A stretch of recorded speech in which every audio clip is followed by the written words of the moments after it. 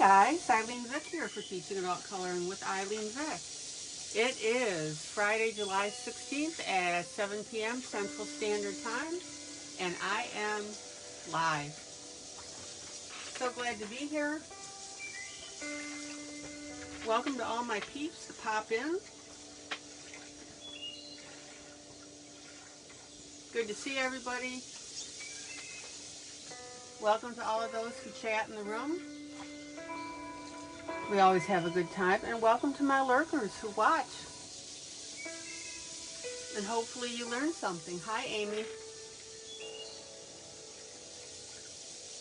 Hello, Angela. Hi, Angela.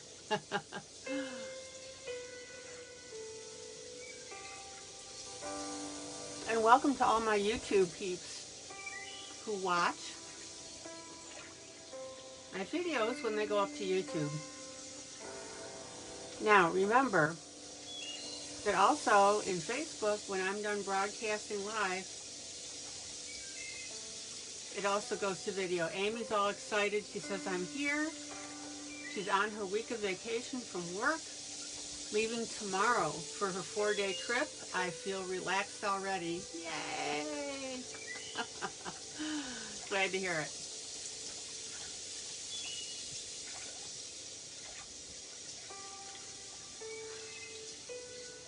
All right, can everybody hear me without any problems?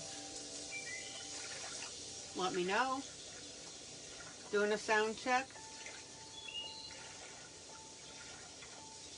Oh, Amy says she's been coloring a lot too. Yay!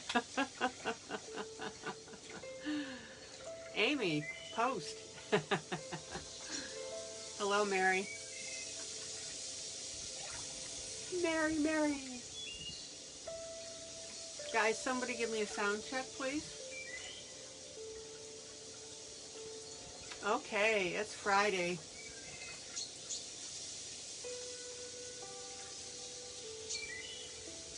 Amy is psychologically on vacation.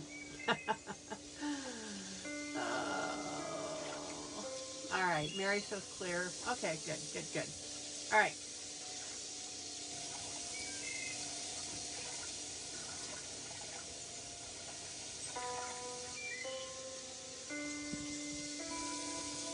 So I've been working on various projects. We've got our little lady with our dragon.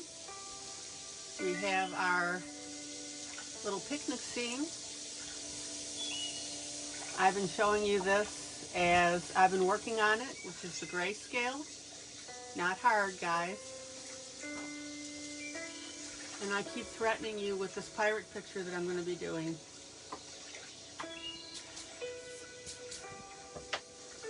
Zoom in.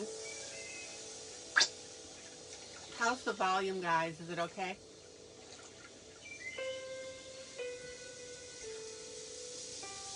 Zoom in. Zoom in.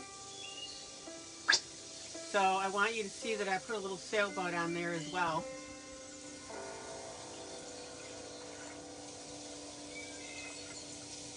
Don't forget, fun to add stuff. Hello, Julie. Zoom out. Zoom out. All right. So no announcements right now to speak of.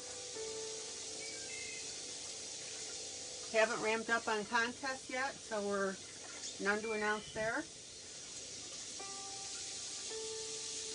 And I'm going to be working on probably these two pieces tonight. We'll see. You know I like to surprise you guys. Zoom in.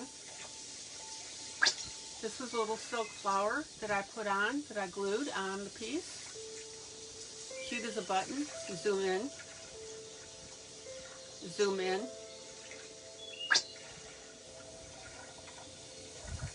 So yeah, good stuff. Zoom out. Zoom out.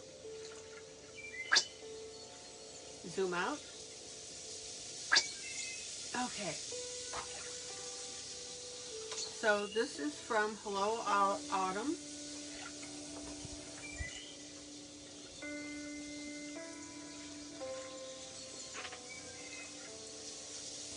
Is anybody having any problems staying in the room?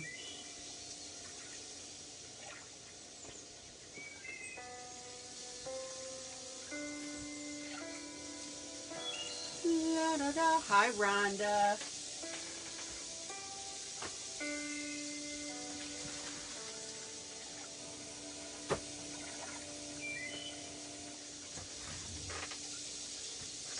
No problem staying in the room. Okay.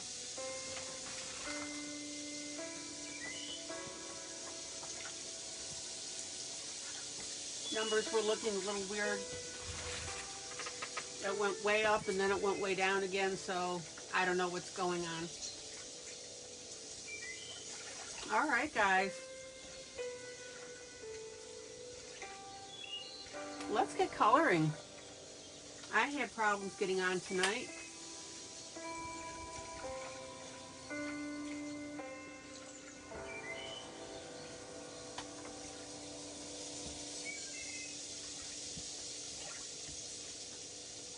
We are very close to having this done. Zoom in. Okay, Rhonda says 6 and clear. Good. Thank you, Rhonda.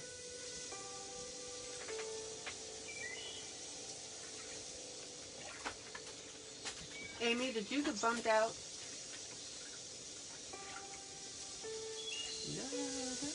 No.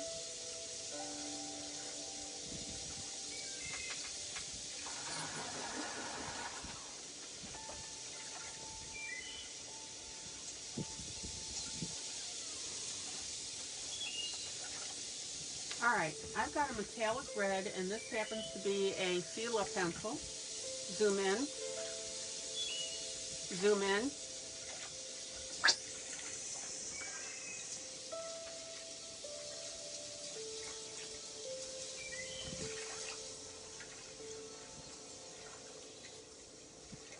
Yes, there's water noise in the background, music and birds. Yes, ma'am. Yes, Miss Julie.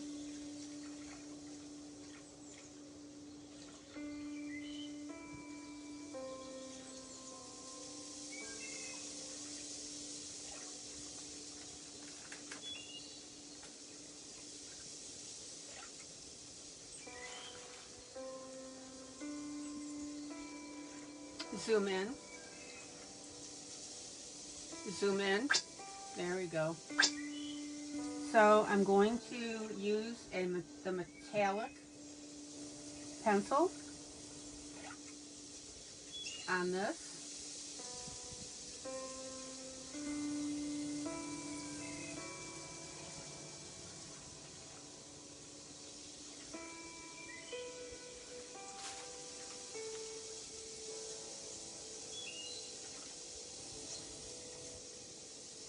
No, ma'am, your sound is not messing up.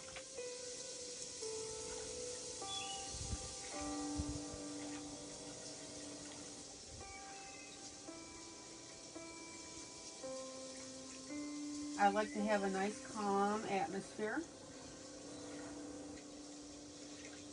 So that's why I play those things.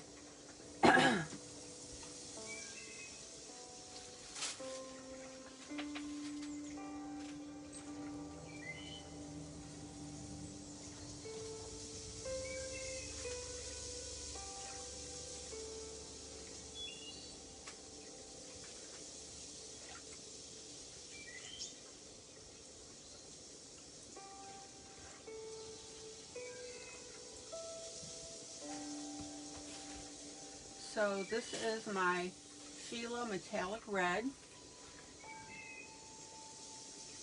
Hello, Sandy.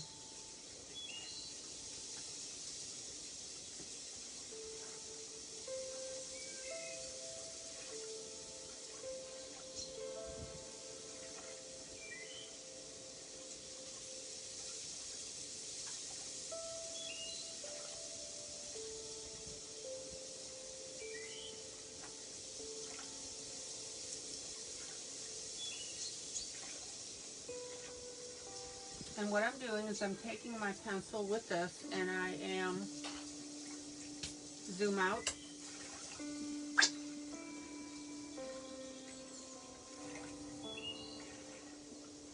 shading this up a little bit just to give the front texture. So I've got darker colors here on the sides and in a little bit.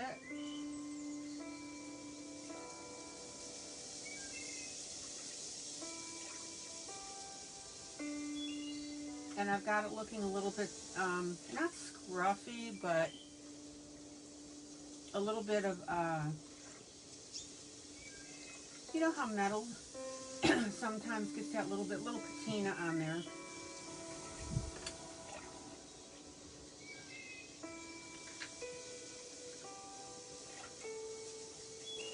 And then I'm going to take a little bit of gray, zoom in,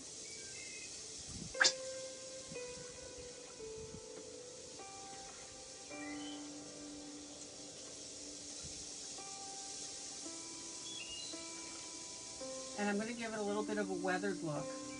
See how I'm doing that?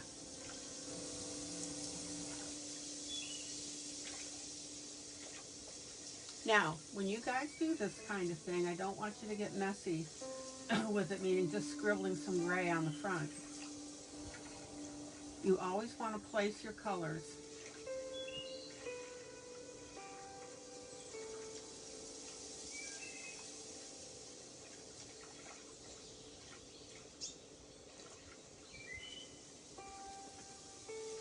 Does that make sense?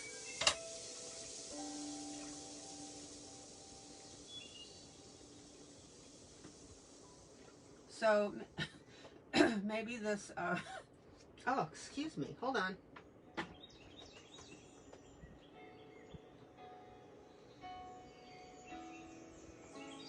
Maybe this container has been sitting out in the weather. And so I'm scuffing it up just a little bit, okay?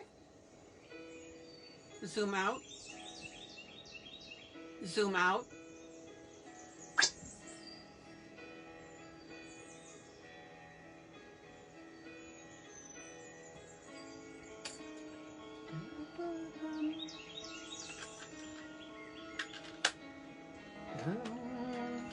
And if anybody has any questions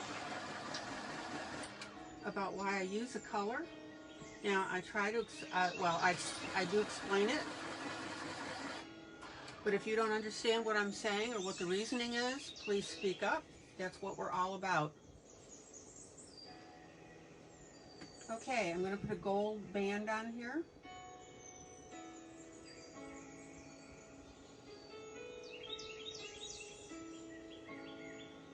And put one down here. Also in metallic pencil.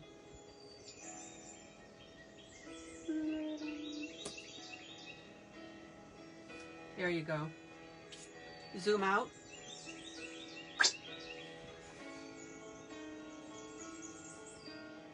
Okay, Rhonda, what do you mean the gray's not showing up on yours?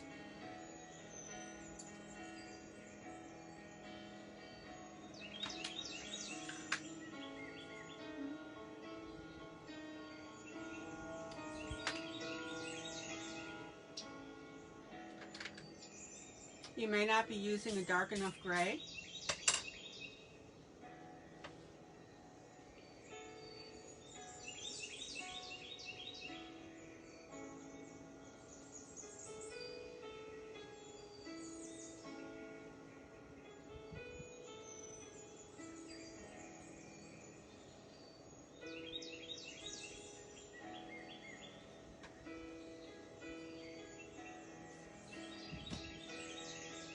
All right.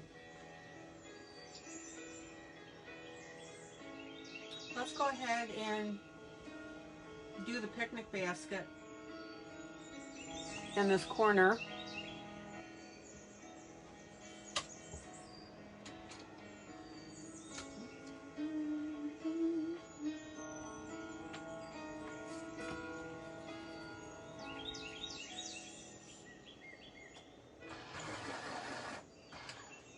And I'm going to use a desert yellow. Happens to be what? A shuttle art. Okay. Now again, when I call out name, pencil name, or blah, blah, blah. Rewind. Oh, yeah. When I call out a color, I'm just doing that just to give you an idea of what it is.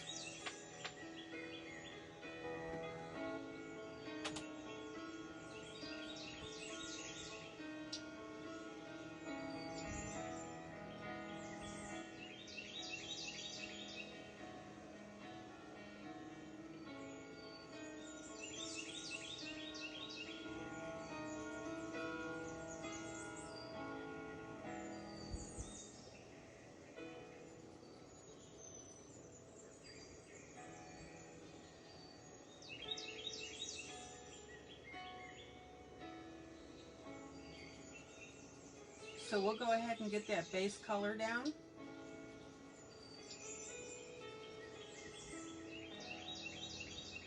Zoom in.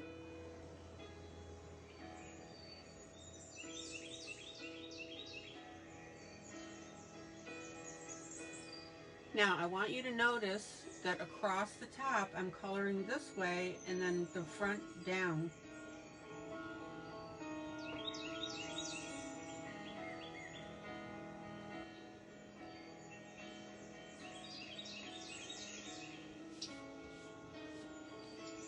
Zoom in.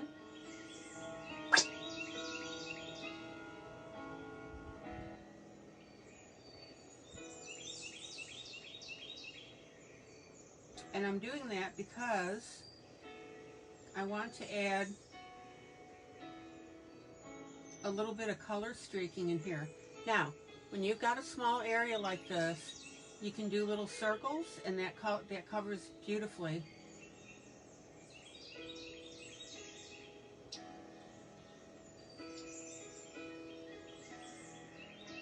But I want you to notice that I'm doing the top separately from the front.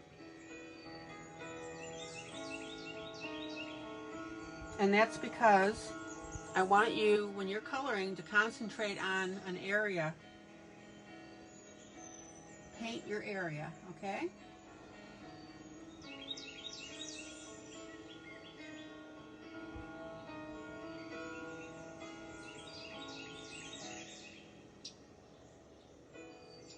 A little bit darker over here on the right hand side, just to start to give this some texture.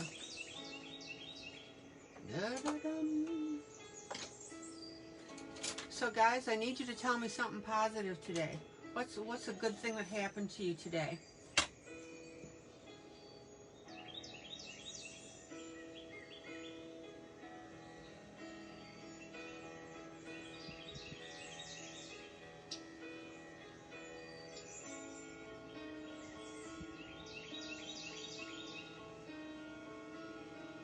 Now, see how I'm angling here a little bit on the corner and then down?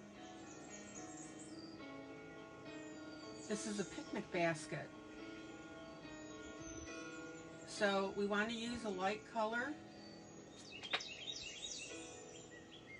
that will suggest a light object.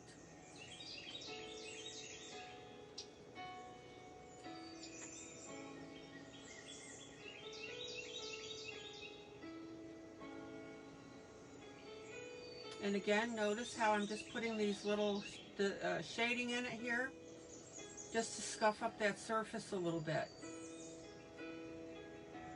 Anybody have any question about that?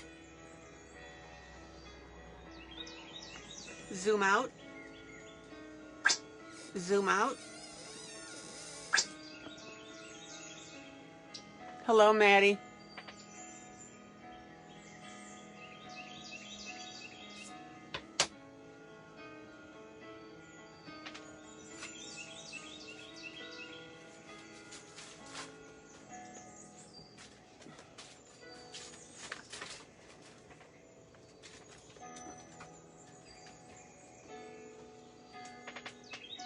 Time to color already. Where does the time go?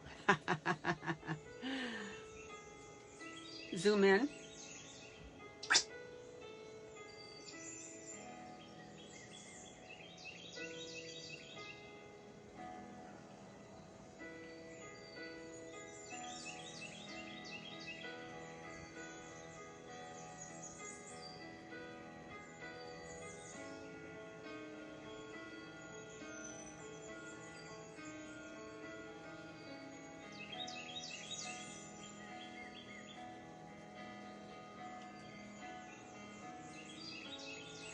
Dollar Tree had a lot of gem sticks in a variety of colors and shapes. Oh, okay.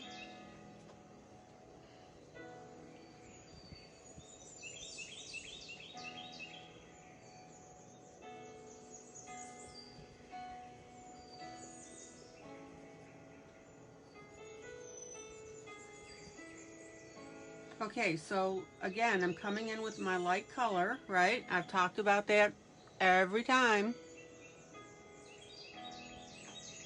And this is a perfect example why I keep on you guys about this. I've come in light with my goldish brown color, and now I can go ahead and mark it and scuff it up the way I want. Rhonda says, as for something positive I had tonight and our group to look forward to. Yay! Woohoo!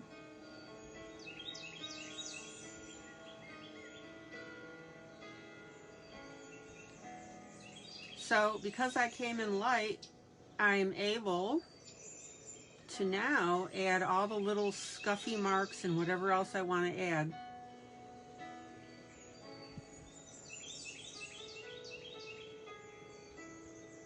See how I'm doing that, guys?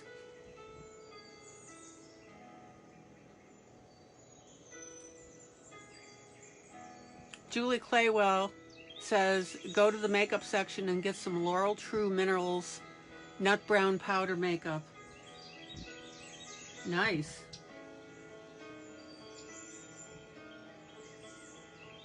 For skin tones, backgrounds.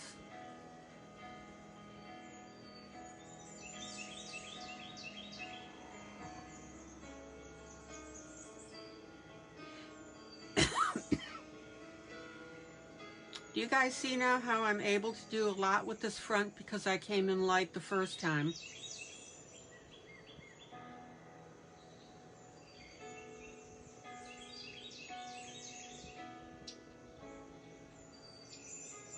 And again, people will say, well, how do you know to put the curve here or make this, you know, rugged and whatever? Because we all have memories of stuff and opinions on how something like this would look. And as I'm starting to color this, I let that and my imagination guide my hand.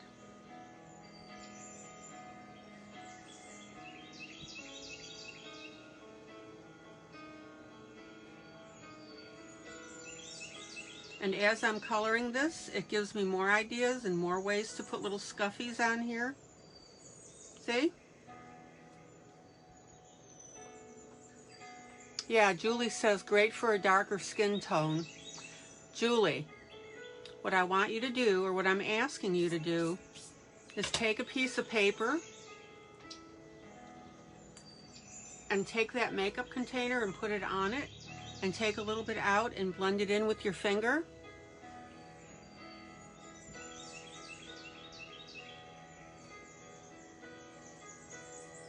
And give everybody a heads up so they can see the color, and tell them where you got it and how much you paid for it, okay? Sandy says she picked up a nice tulip-shaped light for her coloring table at Michael's on clearance for $42, originally $85.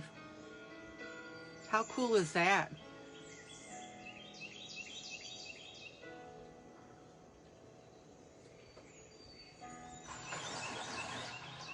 Okay, now, you would expect to see a little bit of dark stuff. So I'm taking a gray, and I'm just adding a little bit of that gray to that brown.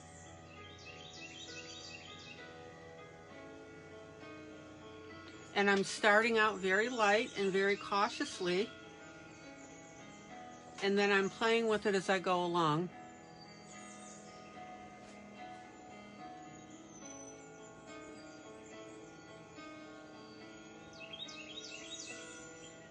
Now, you may not want to put on a little bit of gray. That's cool.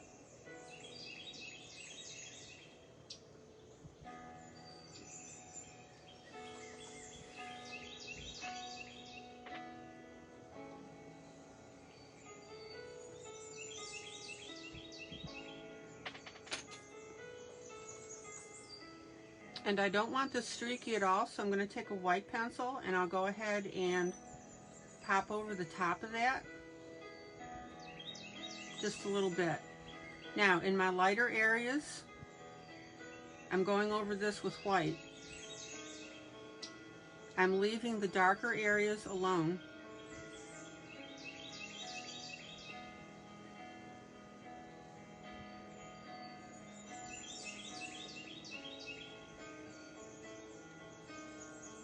Anybody have any questions about that?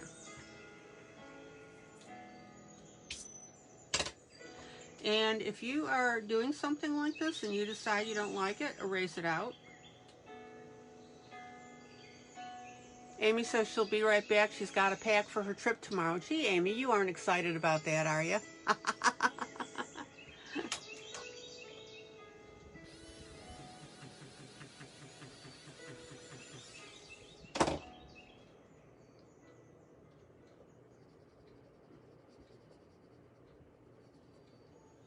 Got a little carried away with my gray there and I didn't like it, so I erased it out. Now, I could have very easily taken my slice pencil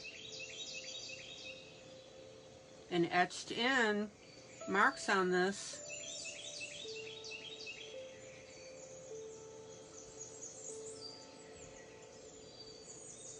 There's an idea for you, Rhonda.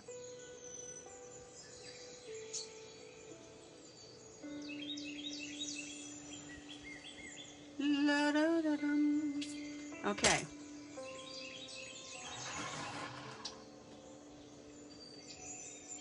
Questions, comments?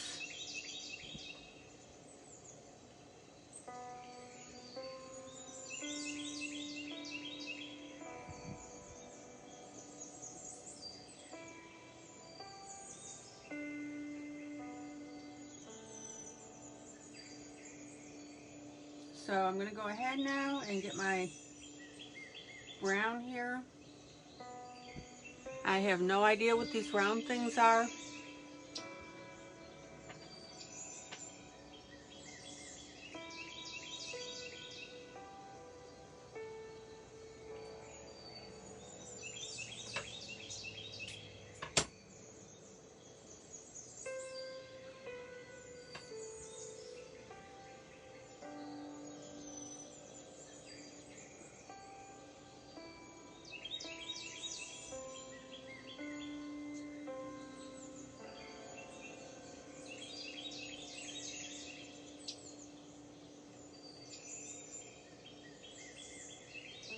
Zoom in.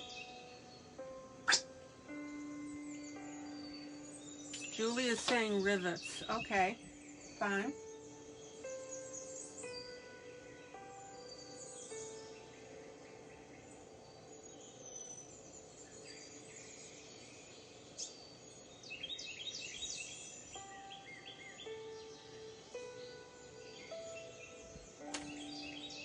Old brass buttons. Okay. Now I'm going to take a little bit of gray along this line. I'm assuming that this is the part that opens and closes. So I'm going to go ahead and ding that up a little bit.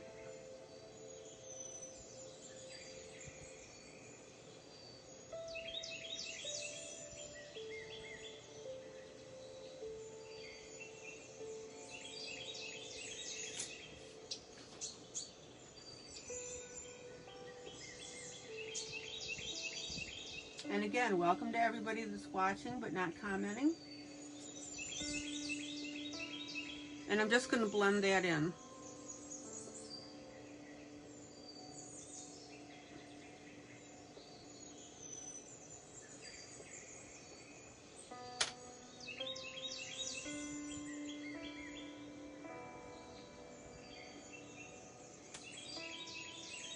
Bakelite handle.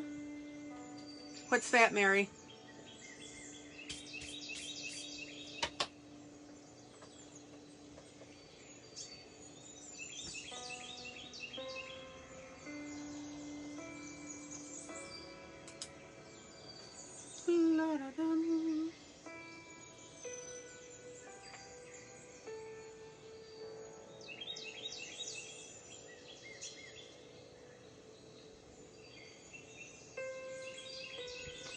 All right.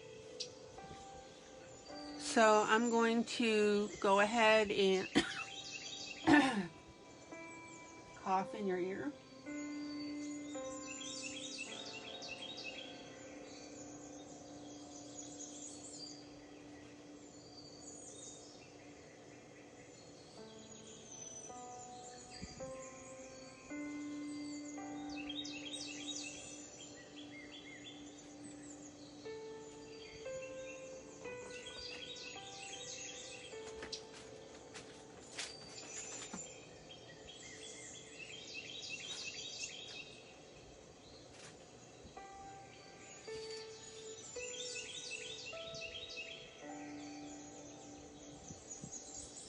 Oh, okay. Old jewelry and luggage handles were made from it. It looked like plastic marble, but expensive. Gotcha. Okay. I used to watch Antiques Roadshow. Oh my gosh, that was so much fun.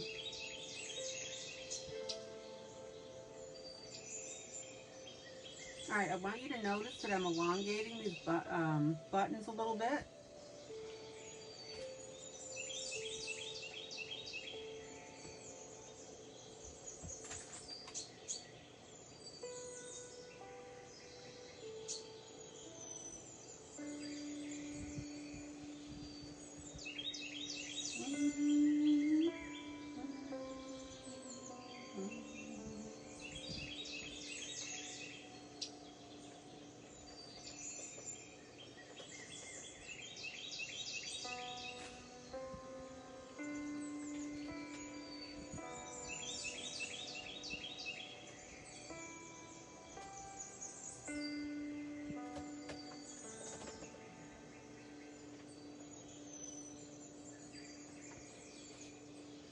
And then just to carry the theme, I'm going to go ahead and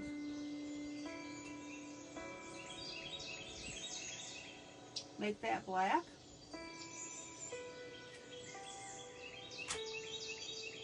And I'm going to let that pen dry before I do anything else with this basket. Zoom out.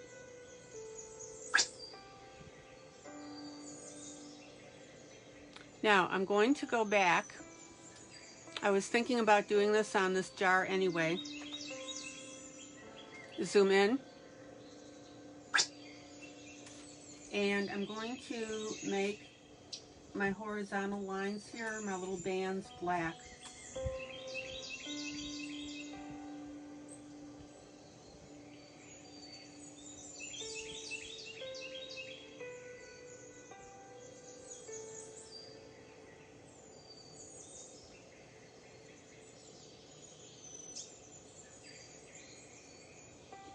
And what's going to happen now is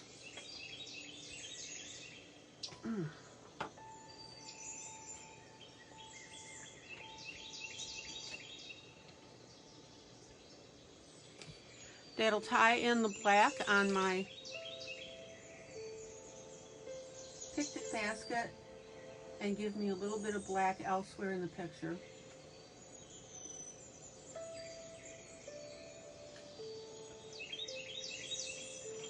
And this line down here, I'm going to thicken and make that black as well. Give that a band.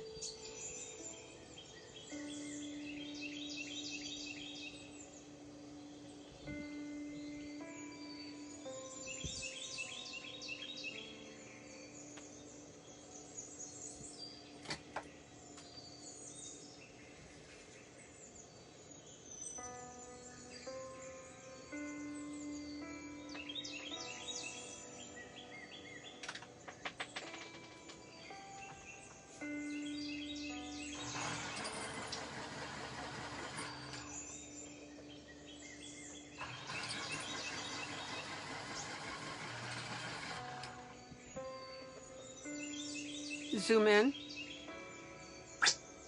Now on this neck right here, I'm going to make that just at the neck a little bit darker. And that's because we have a change of direction from vertical to angled. So we want to darken that just a little bit.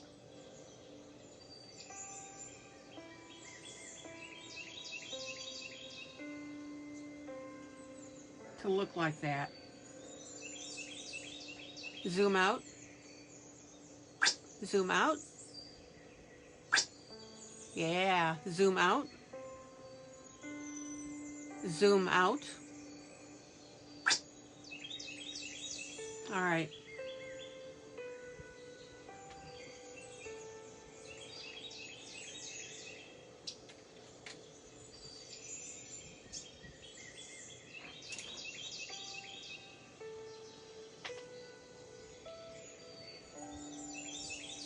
So let me zip in here now with my eraser, and we'll clean up that handle a little bit.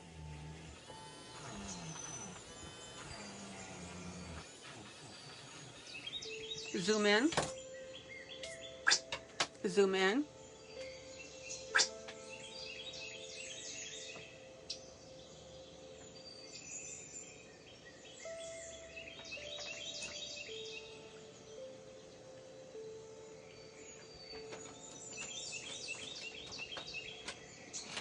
So we'll go ahead and put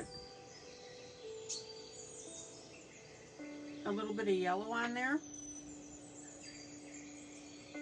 So those Bakelite handles had veins of pink in them.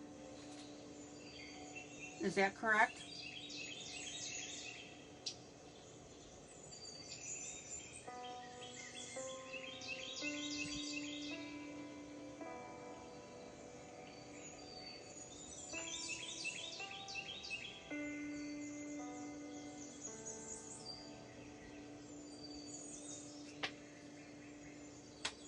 Okay. I don't even know if I can pull that off. But I will try.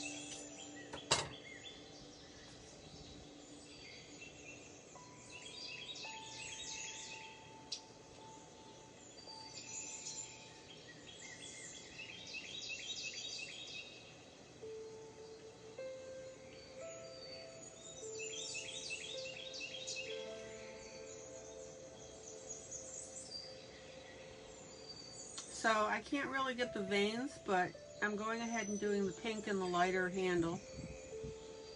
We'll see how that looks.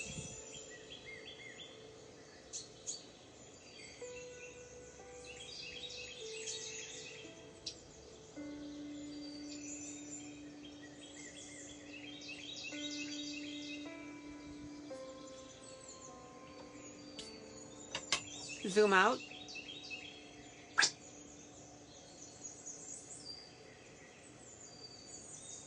What do you think, Mary? And you're not going to hurt my feelings. On a scale from 1 to 10. 2.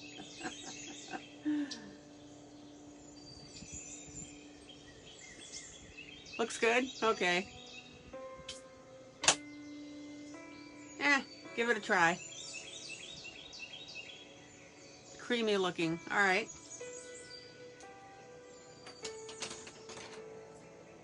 Oh my gosh, guys, we are almost done here. We are.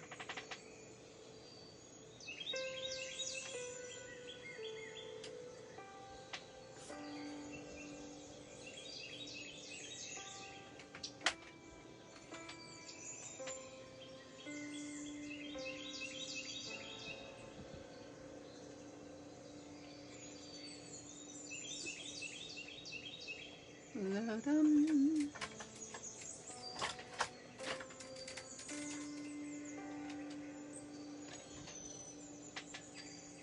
Oh, you have some that belong to Ben's aunt and grandmother. Oh.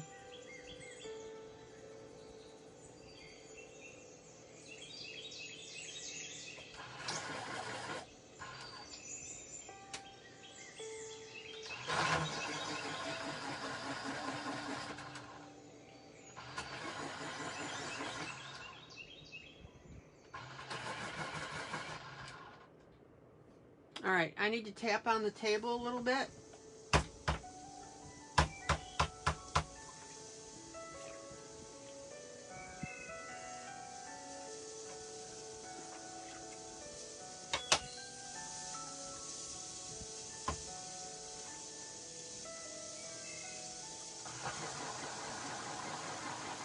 So Mary, what are you going to do with the stuff? Just store it?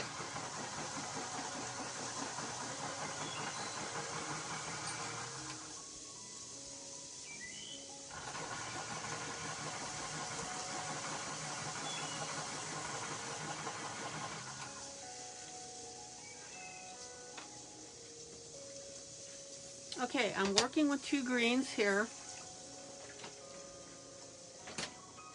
It'll go to the granddaughters. Okay.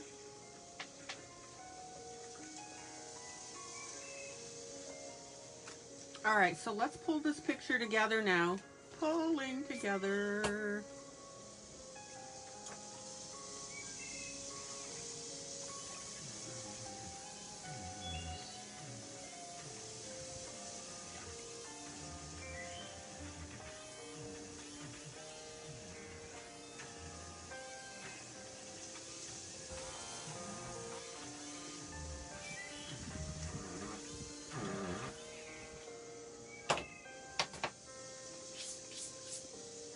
Zoom out. Let's take a quick look at this overall.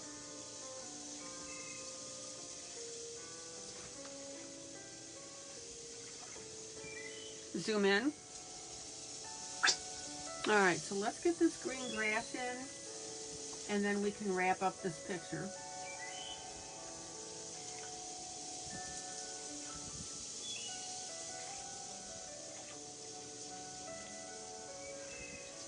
Now, we need to be careful with whatever green we choose on here.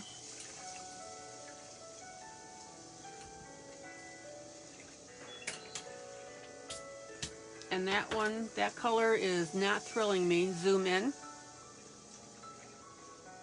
Zoom in. The thrill is gone.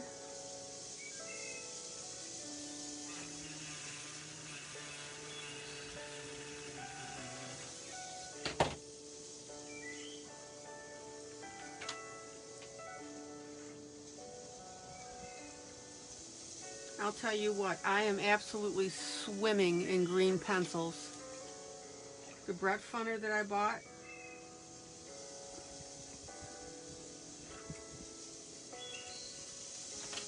has a lot of greens in them.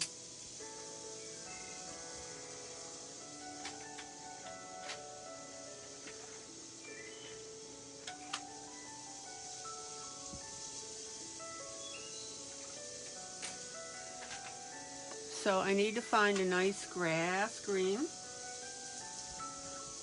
Ooh, that looks promising. There we go.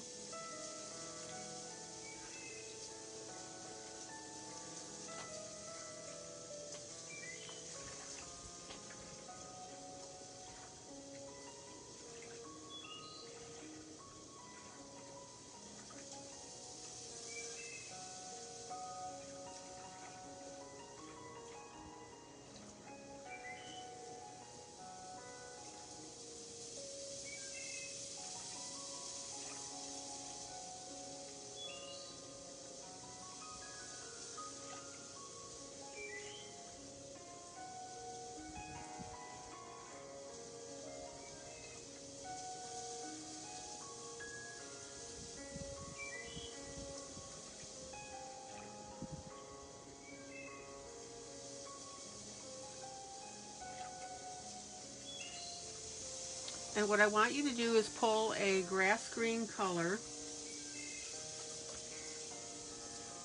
and then I want you to pull a secondary color that's a little bit darker.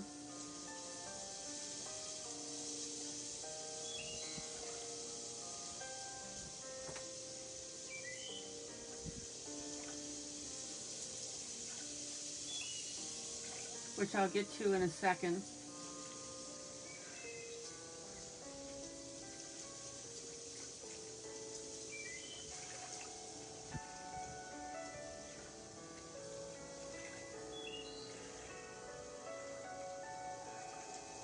Maddie, you're awfully quiet tonight. Everything okay, sweetie?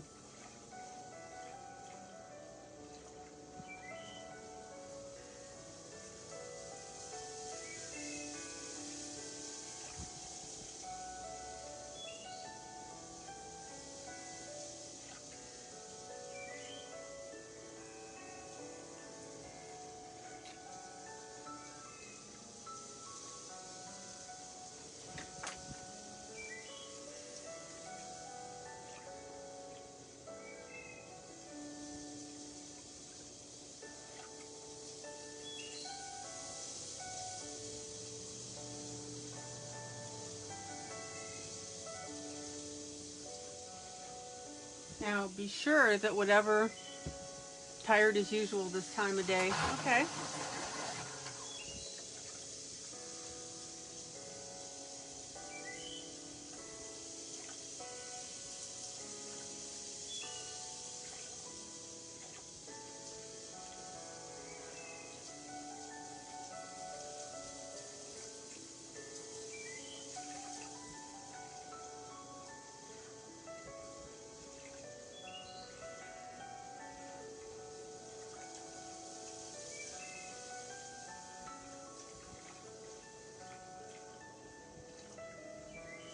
Now remember, we have a wonky green color on our picnic table. So we need to make sure that our grass color basically grounds that table.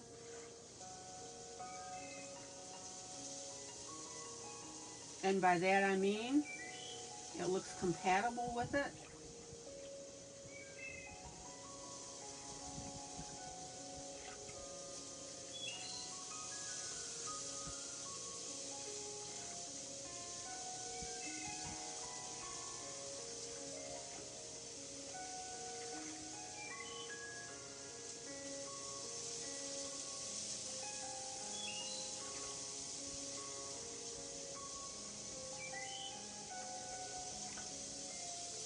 Zoom out.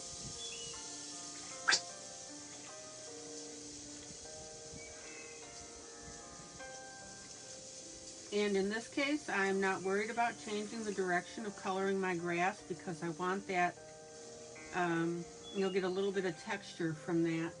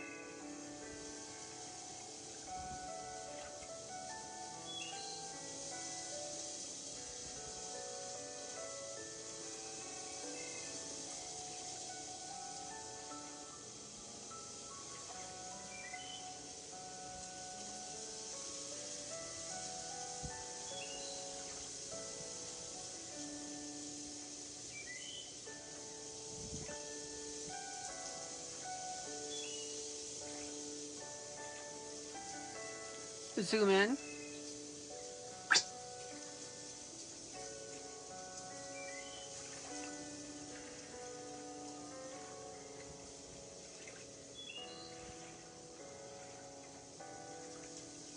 And remember guys, especially in areas like this, you want to keep rolling your pencil and turning it in your hand because you're grinding down that pigment.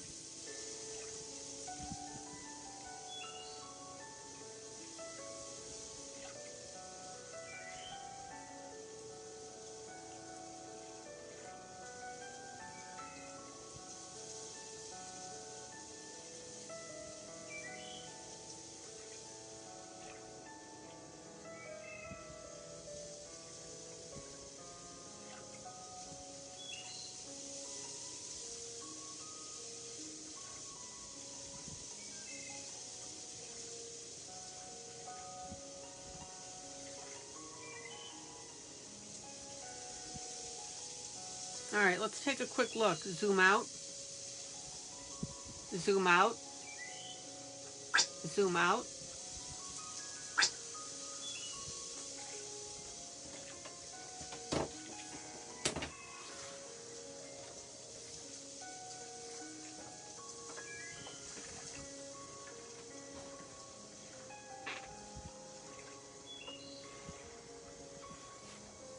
So I just want to give you an overall view of how this puppy's coming together.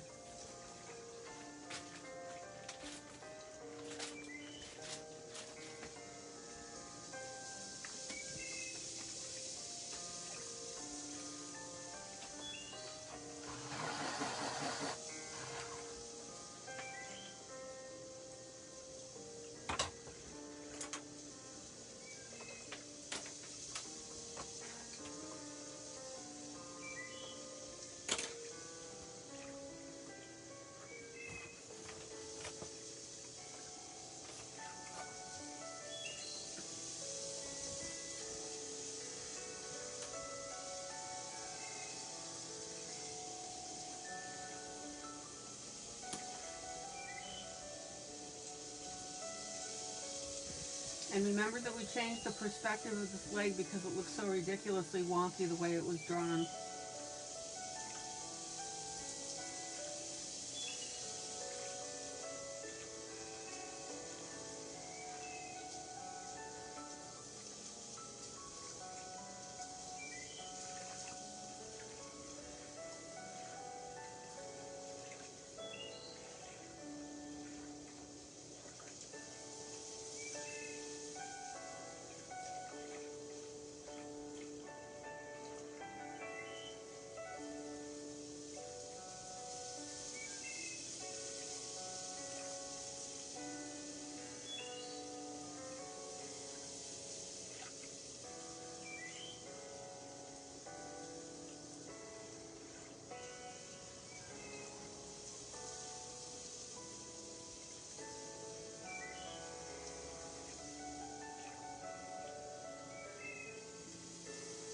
Clarissa, hello. I'm sorry, I missed you coming in.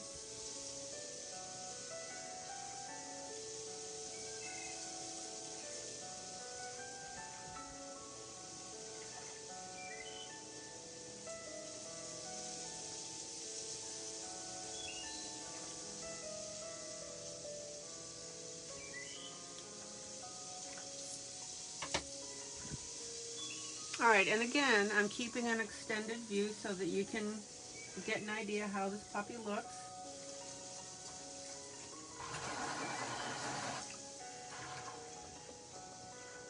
Okay, I'm glad you just got here and I didn't miss you.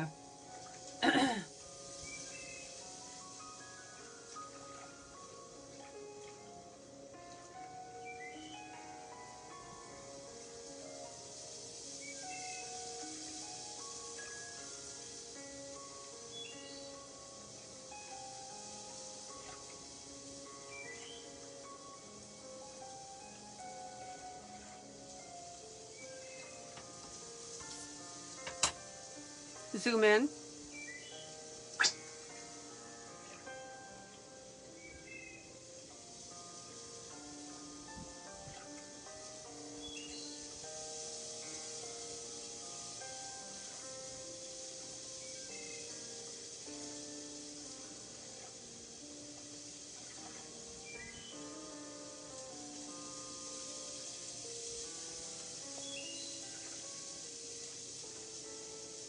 Okay.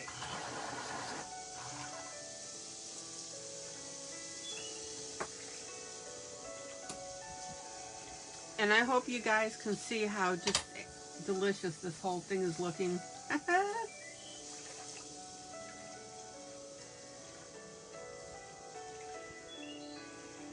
That's my word for it, delicious.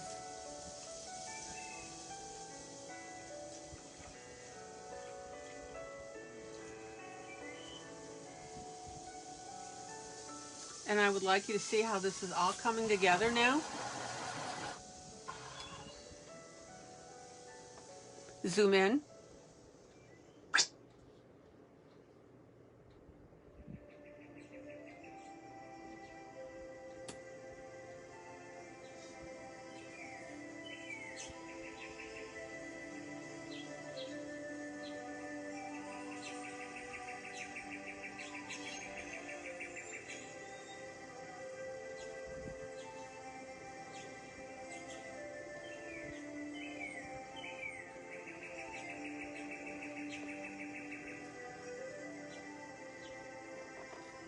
Dorothy, hello.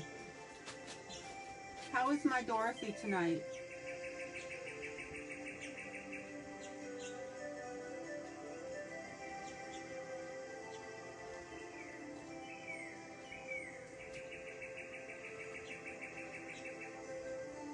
I wonder how Carolyn is doing. She had an MRI today.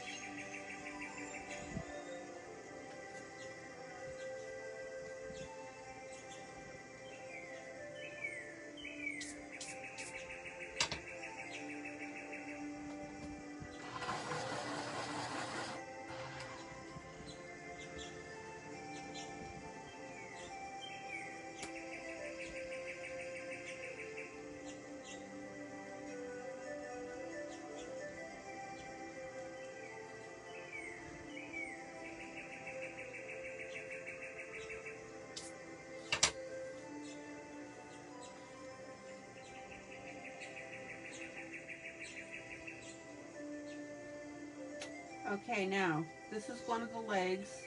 I got away with it on the other leg, but this is one of the legs where I put the white Arteza to cover that line that was out of perspective. And I cannot go over it with a pencil. Anybody remember why? Somebody give me a shout out why.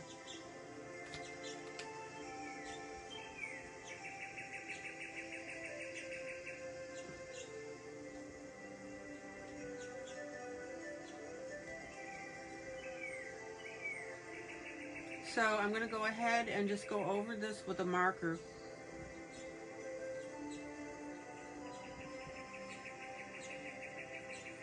Right, I fixed the right, but what's the specific reason why I can't go over that with pencil? Rhonda says it'll get crumbly. That's right, the white Arteza white ink is on there, and if I go over that with my pencil, it's going to scrape it away. So I got to go over it with a marker and just touch it.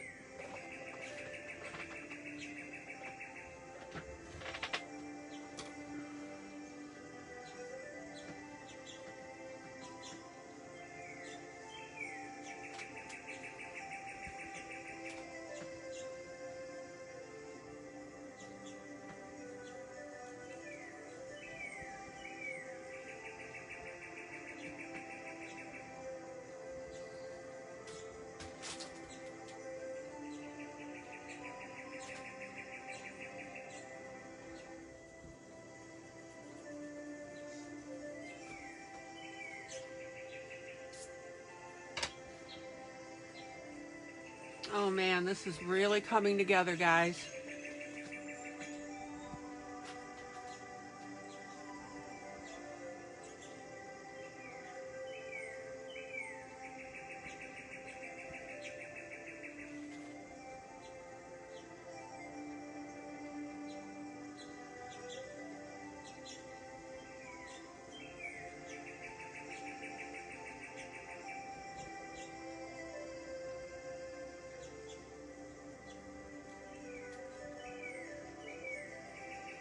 And take your time around your leaves. Kathy. Hi, Kathy.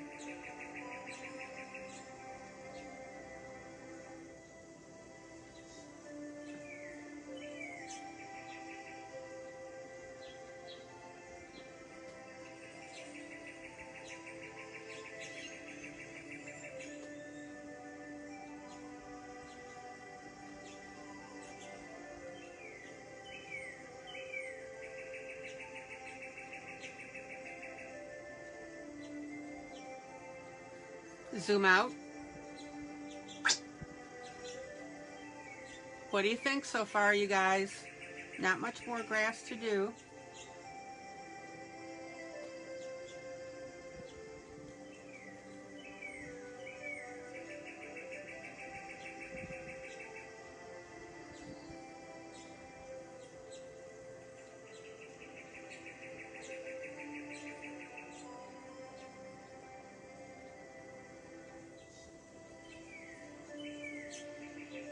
Okay, here's another leg with my white Arteza.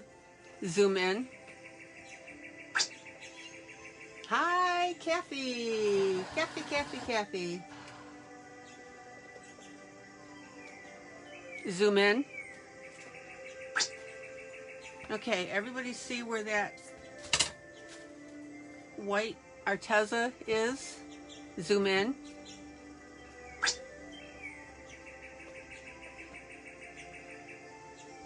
So I can color inside of it, I can color around it, but I can't use my pencil on it because I would scrape away everything.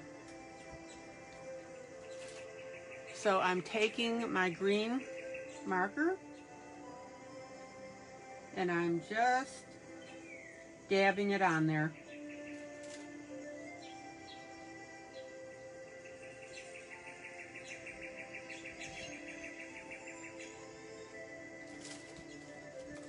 Voila.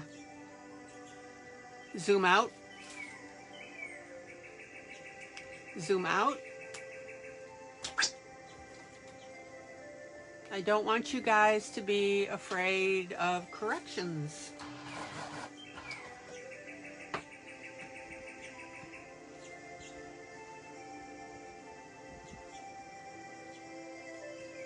They are quick and easy to do, and they are effective. You guys remember when I did the Bennett Klein flower head lady? Kathy says she's happy it's Friday.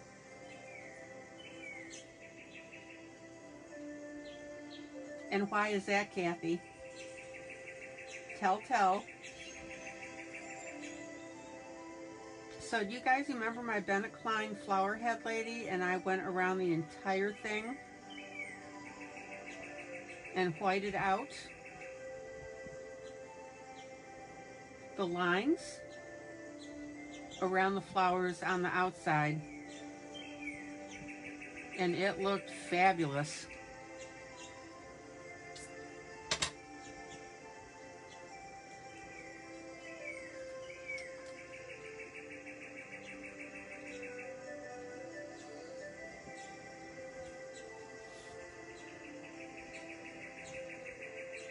And if you need to go back with a different color, then go ahead and do that.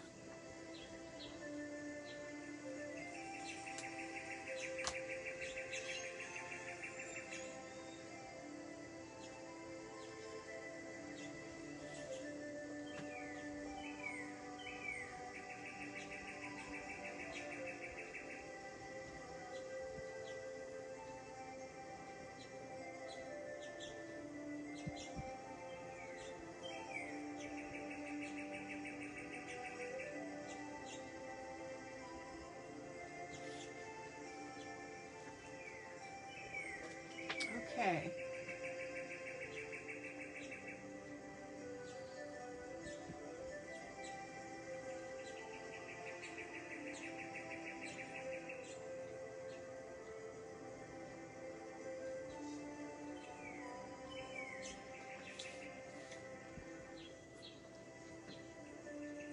And I'm finishing this pictures in front of you like this and taking the time to do all the graphs for two reasons.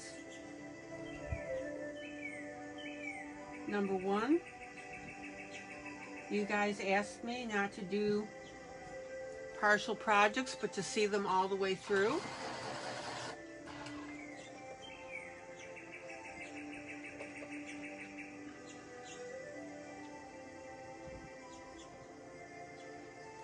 And number two, I want you to see the transformation of your piece from what you think looks yucky when you do it to something that everything falls in place. I keep telling you guys that until I'm blue in the face.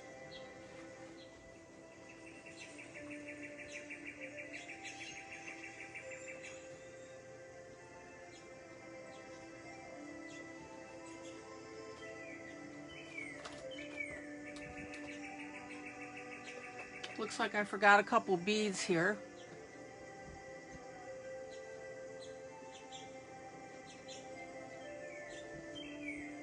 Let's get those filled in.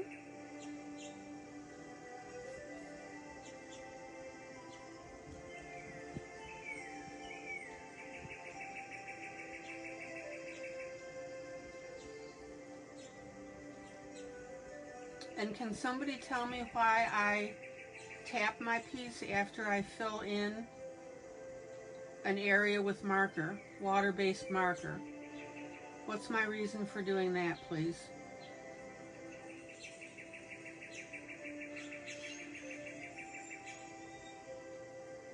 So that everybody knows.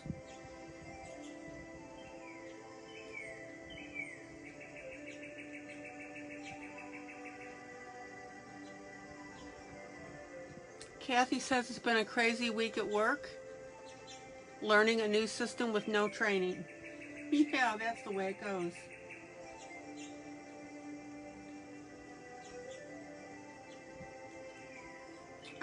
Clarissa, you're close. It's not really the streaks, it's the little blots of color, the little puddles of water that the tip water of color that the marker leaves. So see,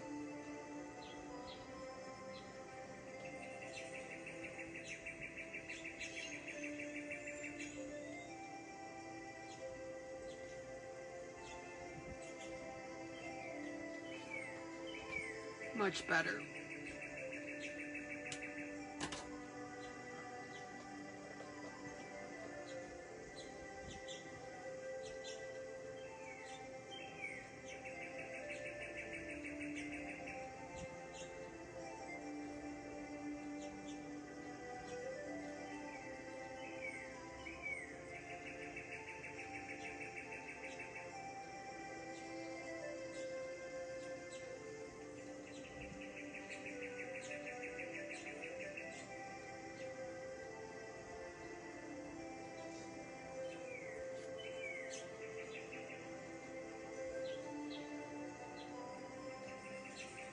Zoom out. Oh, Kathy says after work she went to Michael's and bought color pencils, coloring book, and a Posca set. Oh, how cool is that?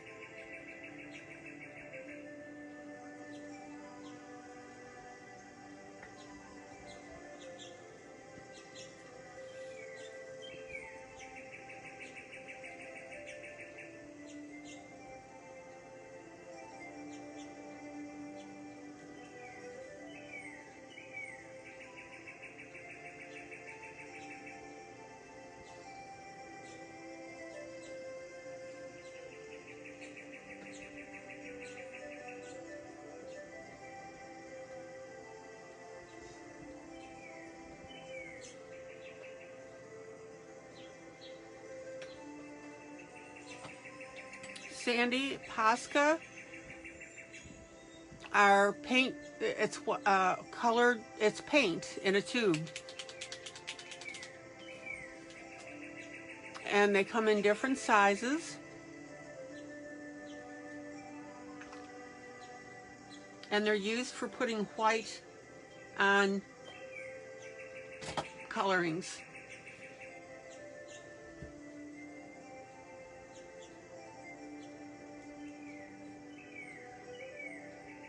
Posca is a very well-known set.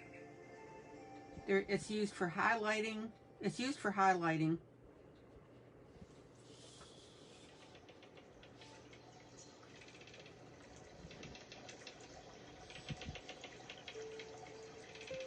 When you're done watching tonight, do a Google search.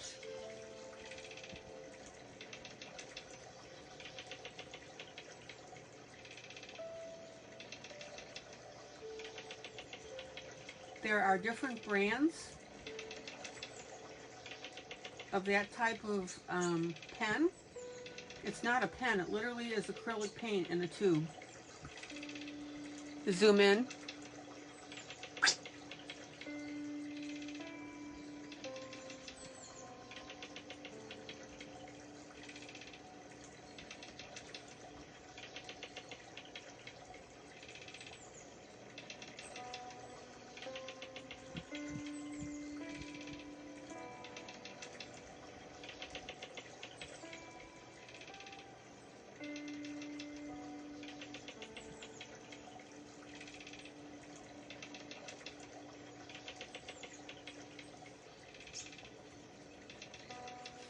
Zoom out. Zoom out.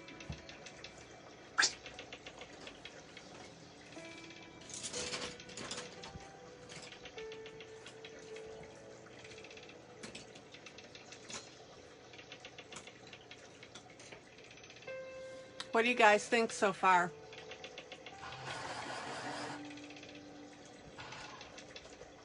This is the point where everything that we've been doing on this comes together.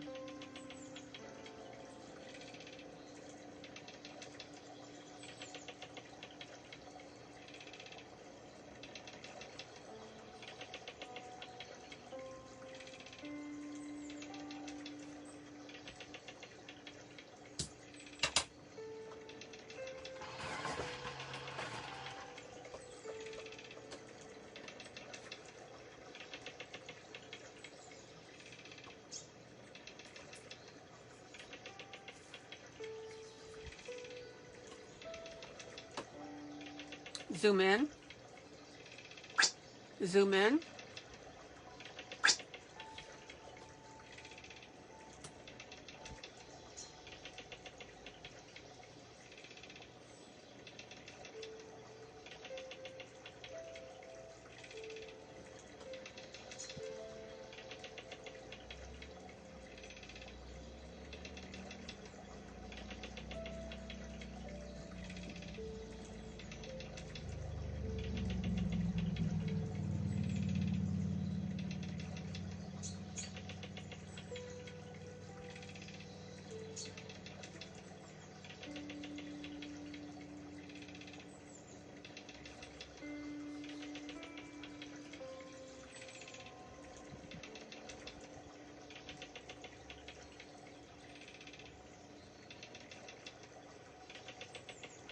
Is everything starting to make sense now that I'm getting this green background in for you?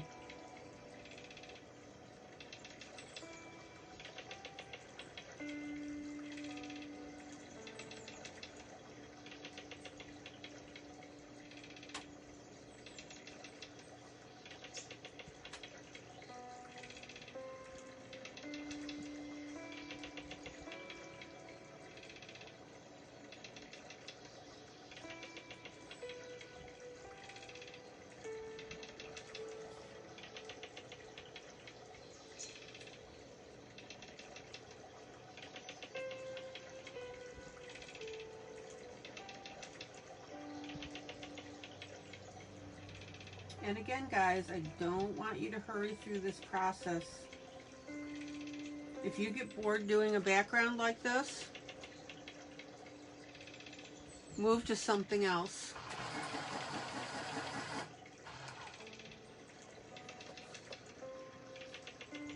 And you can either move to something else in the same picture or move to a different picture.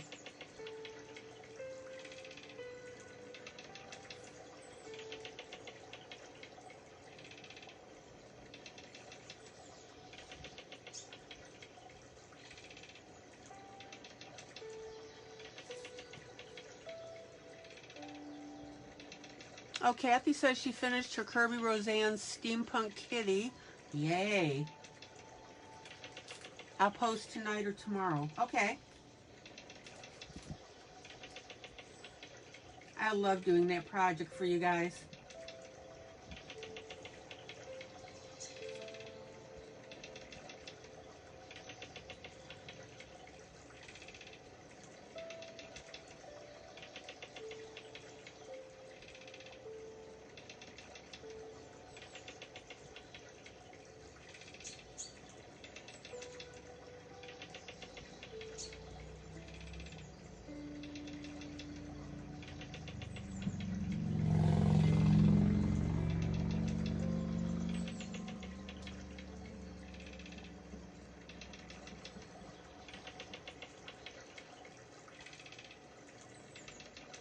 Maddie said she had another leak. Man came by and fixed it again. Oh, jeez, Maddie.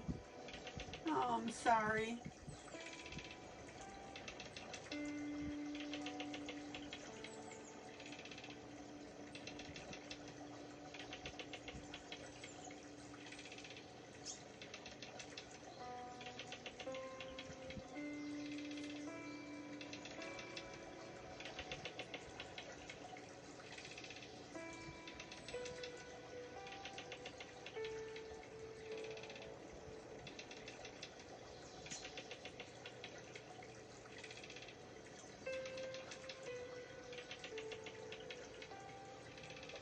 "30-year-old pipes need new ones. It's okay."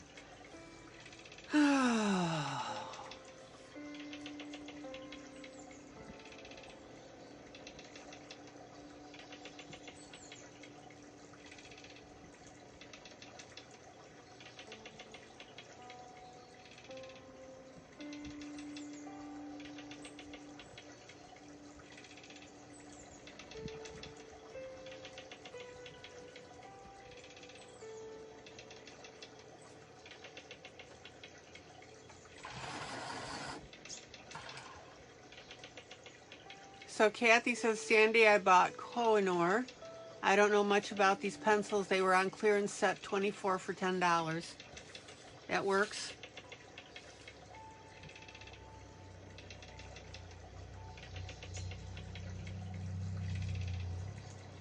So guys, what are you working on tonight while you're watching me and listening?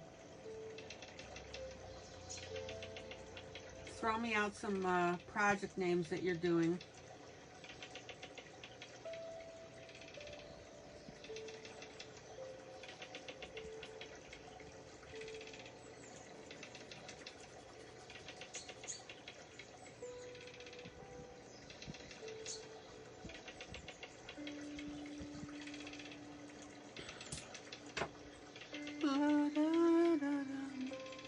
Yeah, plumbing and car troubles are not fun. Rhonda says she's working on her piggies.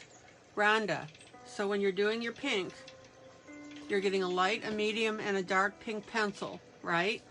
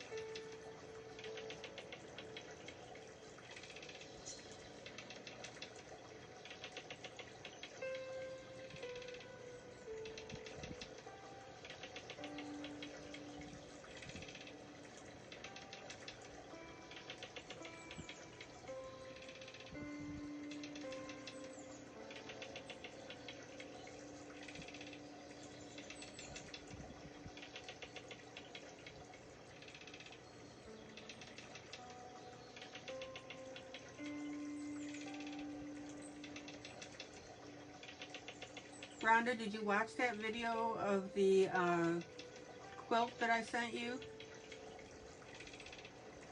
That was a perfect example of working with different shades of grayscale.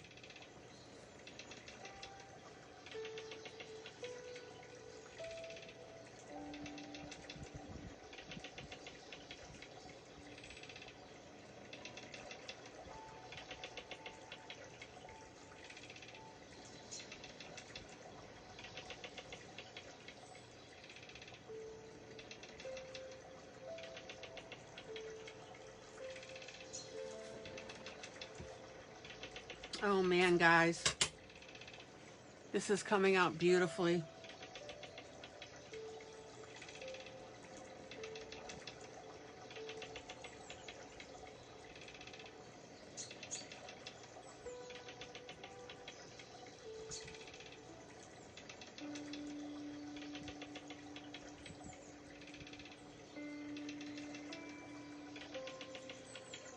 So Kathy says,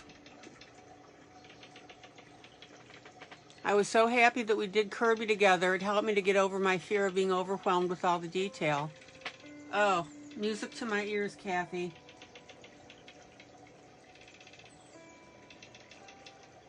I am so happy for you.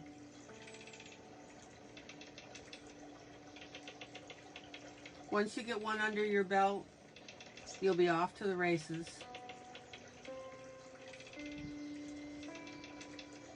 Zoom out. Zoom out.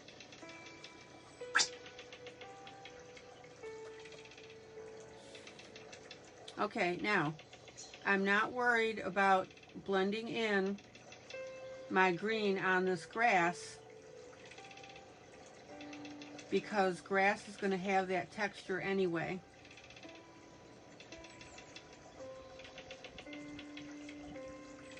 So I'm not going to worry about a blender pencil. I'm not going to worry about using my white Prismacolor. Everybody see how beautifully now this is coming out?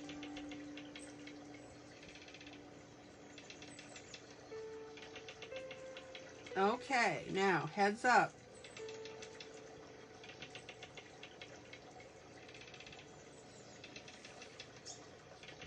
I am now going to take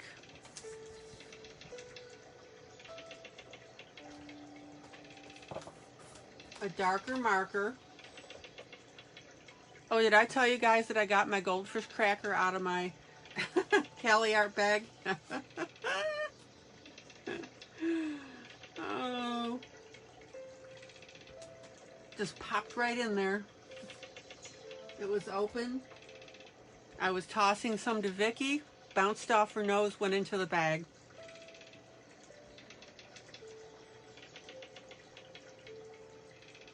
Had to pull out half my Cali Arts and then get a paper towel and get all the crumblies out. Moral of story, don't eat food near your art supplies.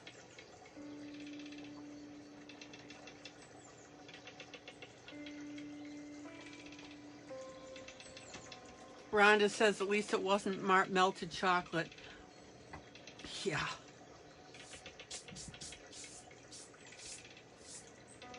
Okay, now, heads up, guys. Everybody will tell you you're not supposed to use marker over pencil. Not everybody, but some people. Well, I use marker over pencil. And one of the comments is because of it chewing up your brushes, which I have no problem with here on mine. So I want you to watch what I'm going to do. Zoom in. Zoom in. So I am now going to take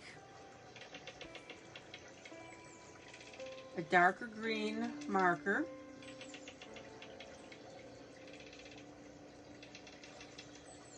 and I'm going to put it near my edge,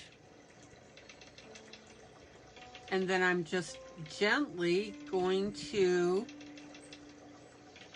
just tap it, blend it out. Everybody see that?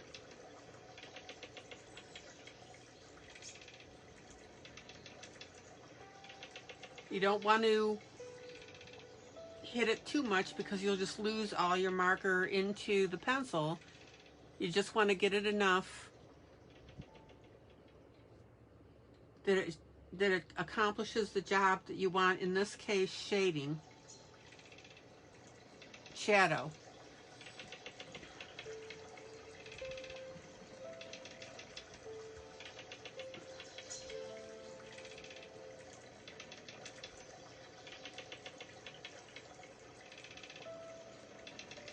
Everybody see how I'm doing that?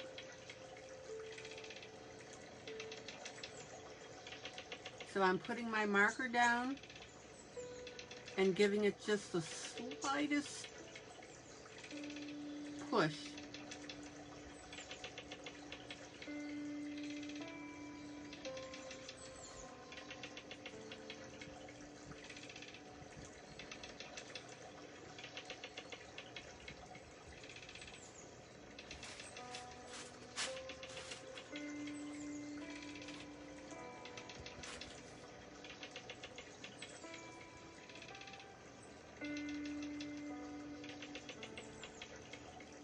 Anybody have any questions about that? I want you to see how I'm doing it, and I need you to understand why.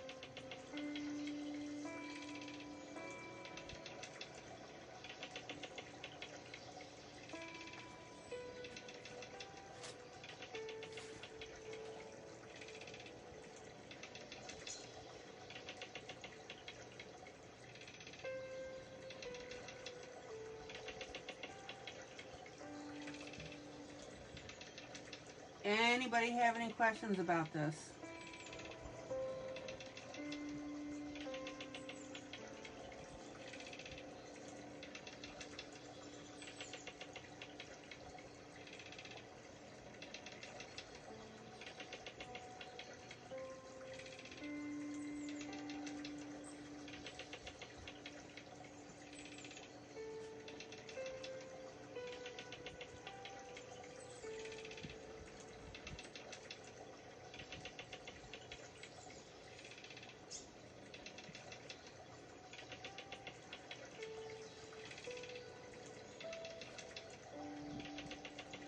And notice when I put the marker right here, like that, I push to the left because I don't want it on the chair, right?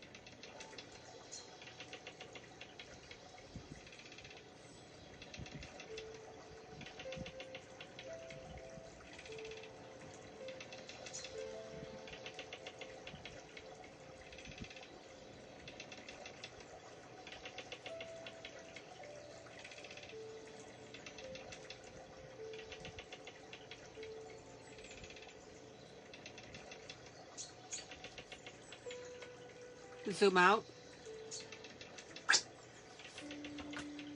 All right, can everybody see that there's a very, very subtle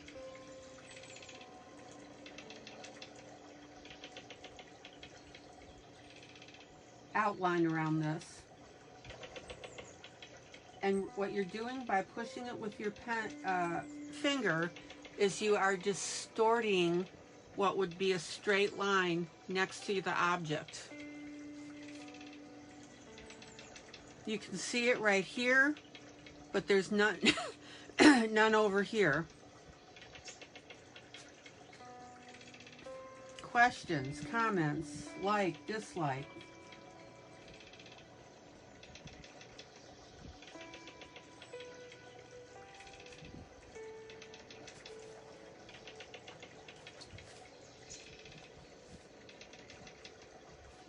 Do you see this? Do you see the difference that it makes?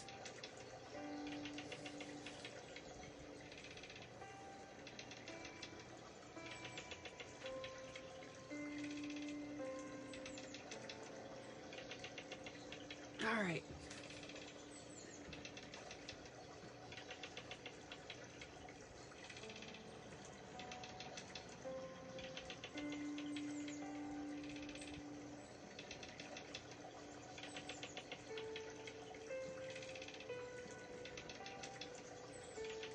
Now, if you don't have markers, do this with your pencil.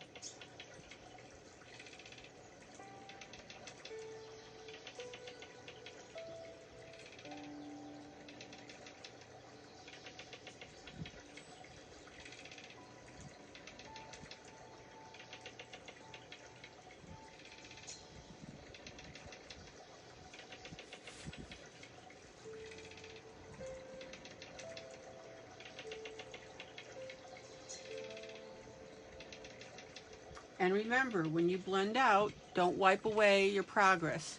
See it around this leaf? Zoom in. Zoom in.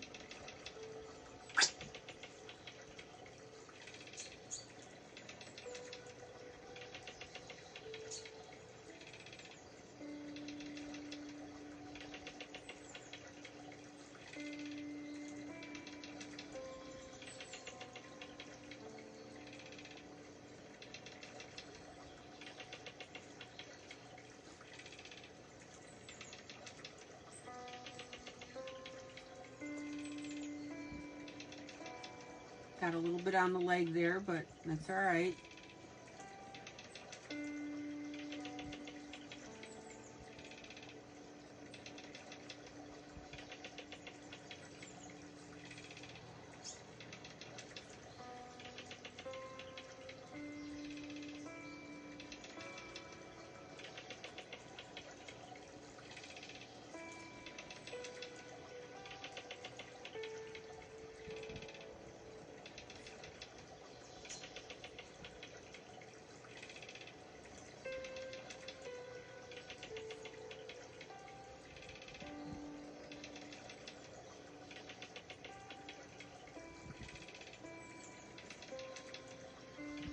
Questions, comments, what do you think?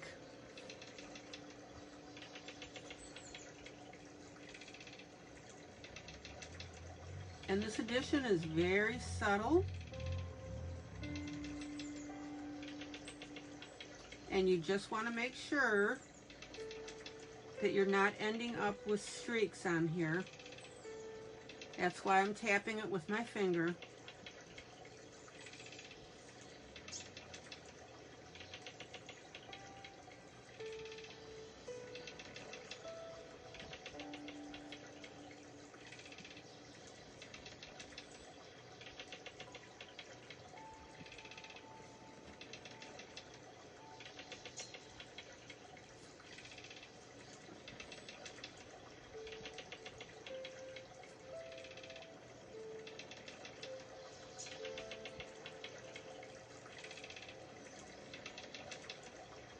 And you'll get the feel for doing this. When you start it out, you'll wipe away everything that you put on there. Just practice it until you get it.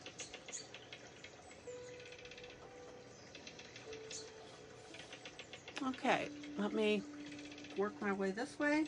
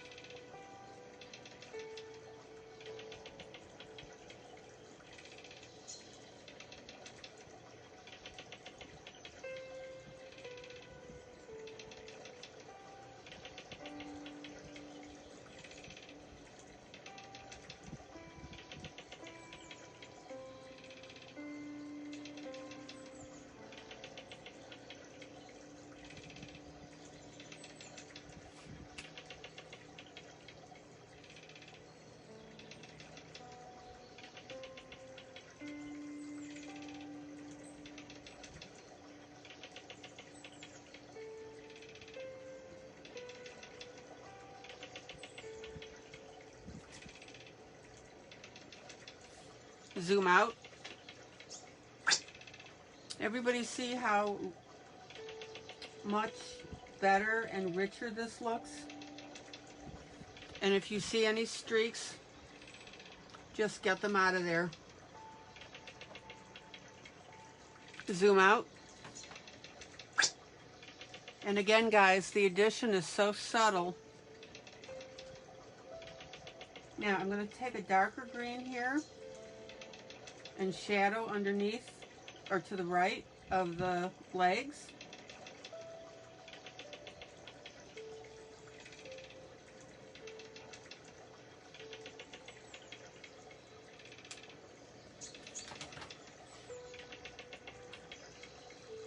And then the other thing I'm going to do real quick is I'm going to add a little bit of that darker green under my leaves and around them, mostly under. Zoom in.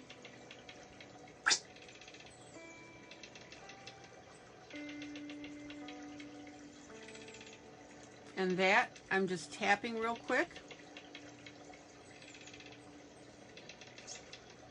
So any of these leaves out in the middle, I'm just popping in a little extra oomph.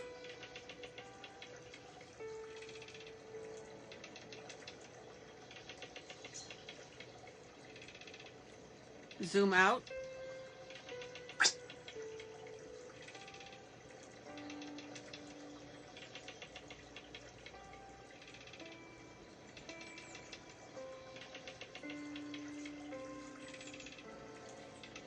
And again, this is one of these things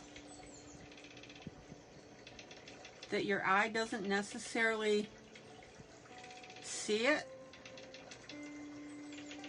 and realize that you've done something like this, but your brain does. It's just these subtle additions that you want to take the time to add the little extras.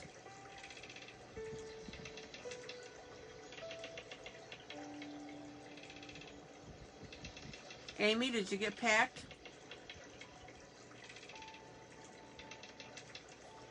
All right.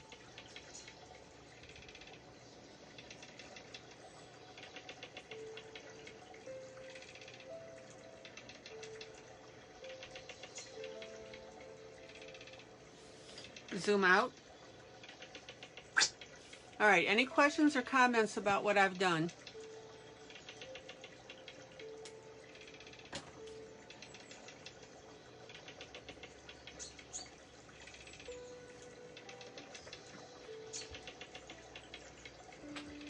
Rhonda, no, I didn't. I didn't see your question.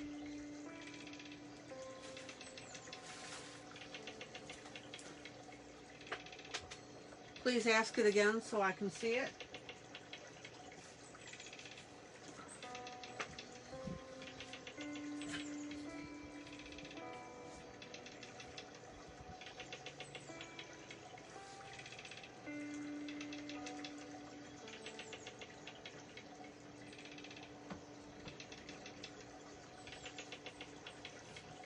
Oh, what about the grass outlines? Yeah, I haven't popped onto those yet.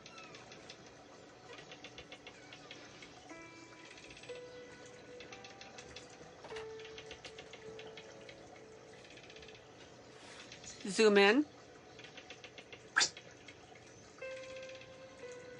So taking my zoom in,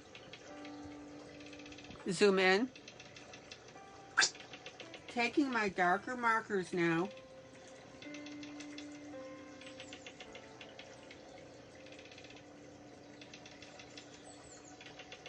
I'm going to go ahead and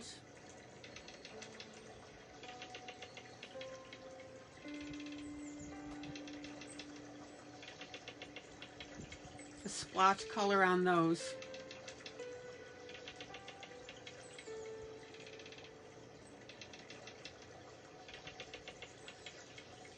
And also notice that I'm tapping that with my finger because I don't want to leave that puddle of marker. And the more that you have wax underneath your markers, the more you're going to get that little puddle because it sits on top.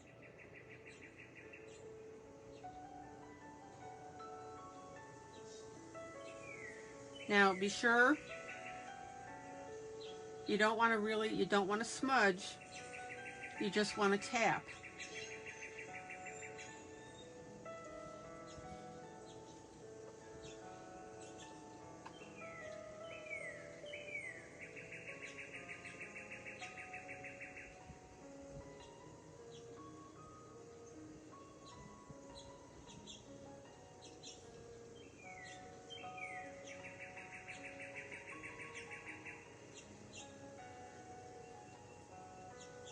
And again, we're stuck with what the artist put in, the author of the book,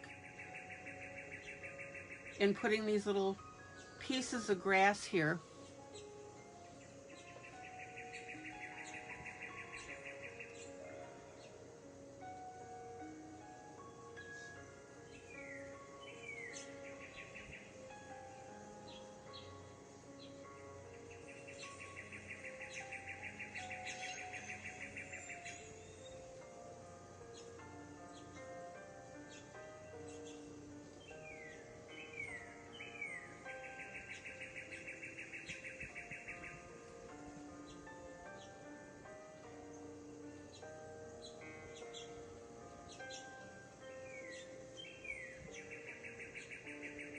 And really, the only thing that I'm doing on these grass outlines is I'm really just darkening them in.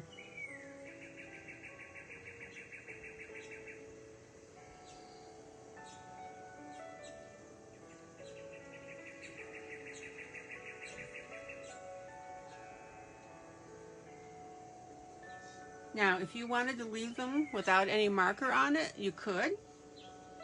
That's an option as well.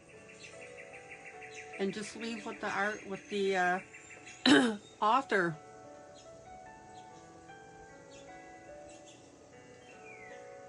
drew in, because that's already covered with green.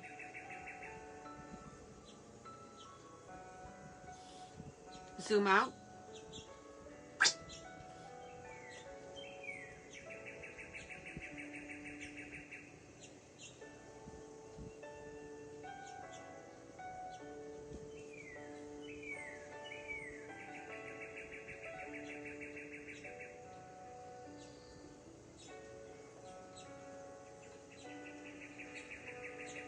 Zoom out. There you go.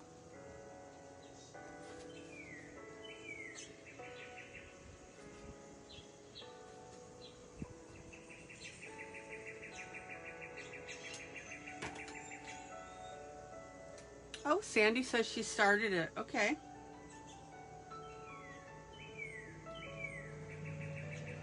Now, one of the things that you can do is, if you don't like these little dark splotches all over the middle of your, peppering your grass, you can go back to your lighter green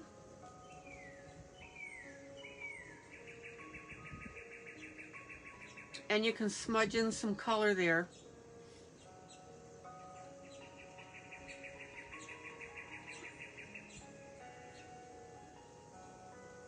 Everybody see how I'm doing that?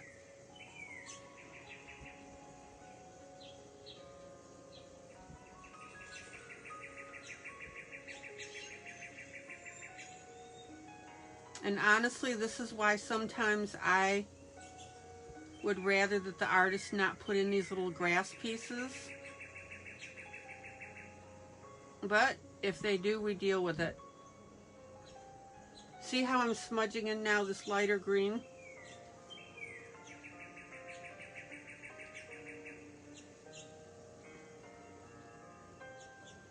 And that's bridging that area between the tufts of grass.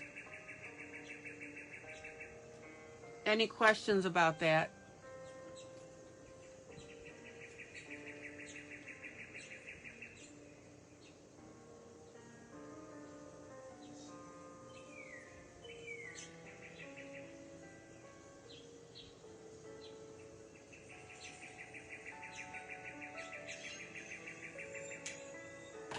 Rhonda, did I answer your question?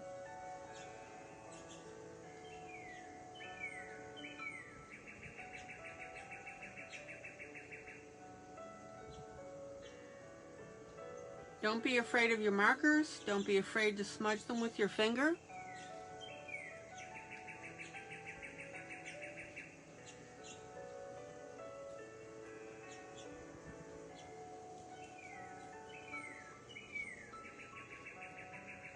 I'll zoom in a second. Oop.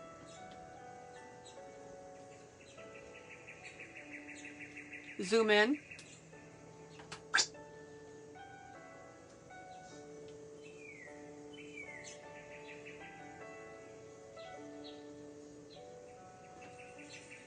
Zoom in.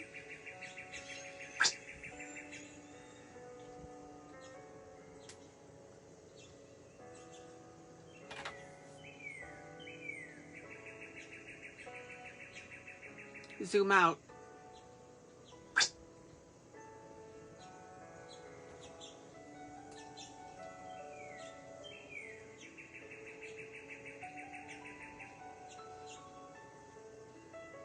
And if you've got some of those little white islands that you want to get rid of in between the leaves,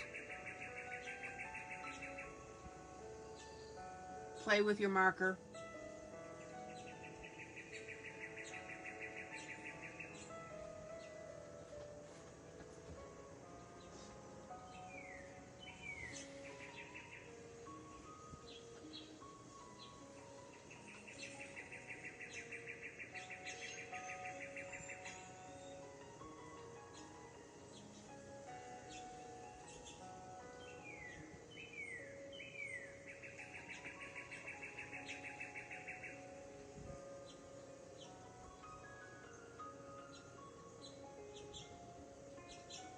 It's almost like you're painting with your fingers. All right.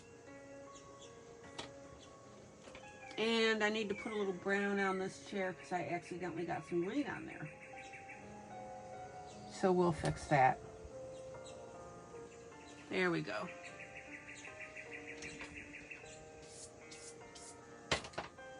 There you go.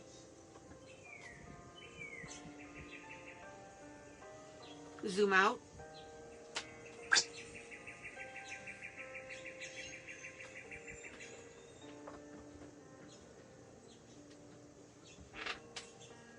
You can have a smooth grass, you can have a textured grass.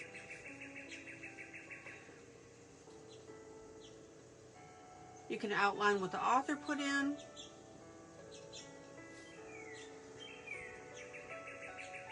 This is just the way I happen to do it.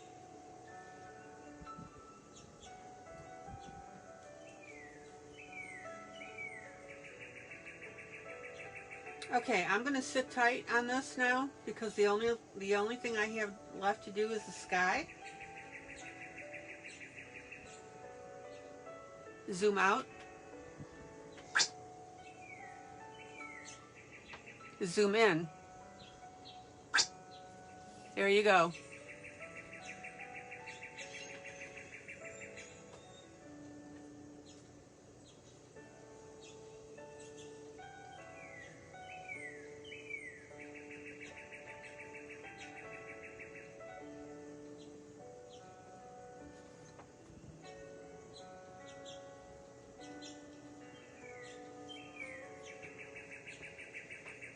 Alrighty.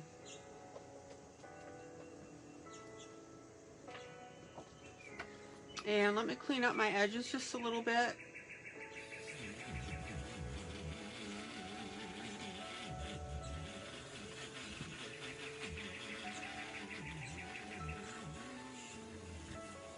And tidy that up.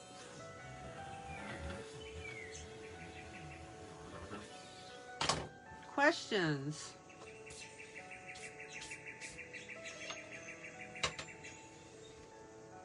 All right, we just have the sky to do. Oh, I know what I wanted to do real quick.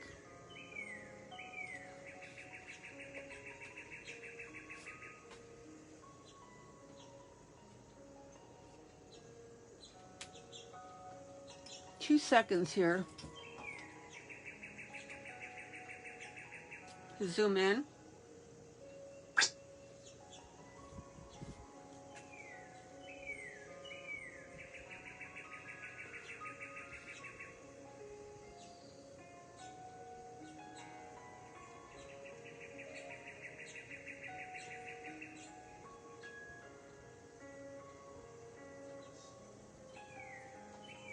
Gotta have labels on the bottles. Zoom out. Okay, I'm gonna let that dry.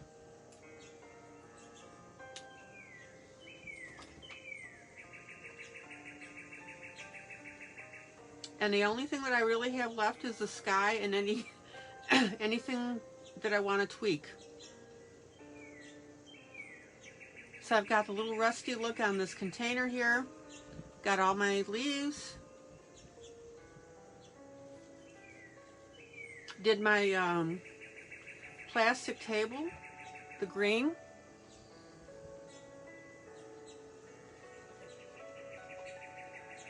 I think we're in pretty good shape. Fun project.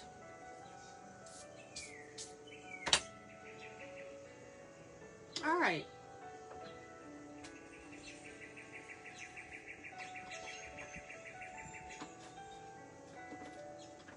Zoom out.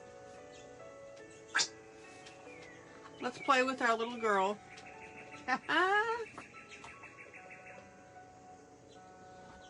Fairy and fantasy.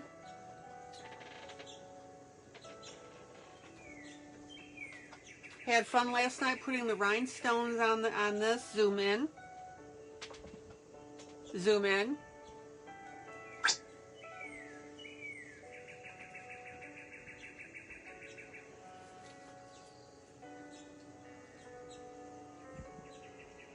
Thank you, Amy.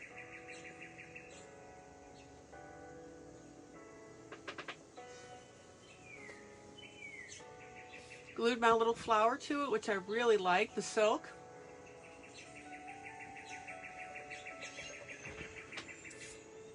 Got my little dragon going. We're talking about putting a little bow tie on him. Little bow, not bow tie.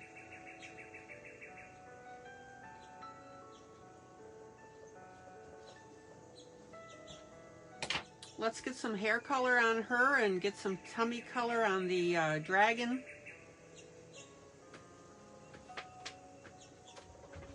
And I hope you've been having fun with this and getting ideas.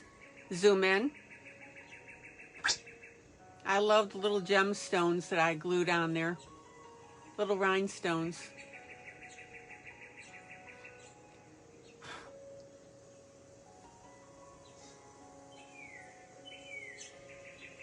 Isn't that beautiful?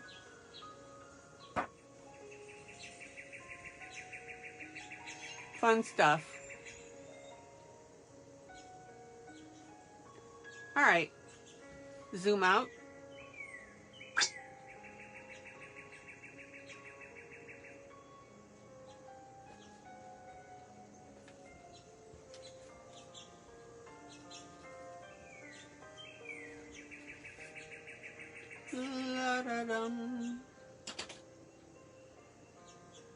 So I'm going to concentrate on the hair, her hair.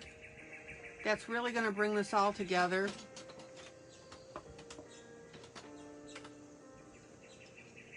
And the tummy of the dragon.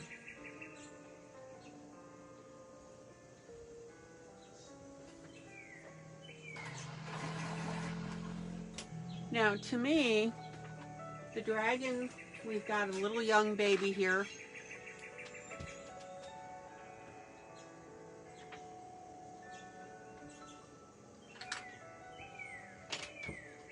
Da, da, da.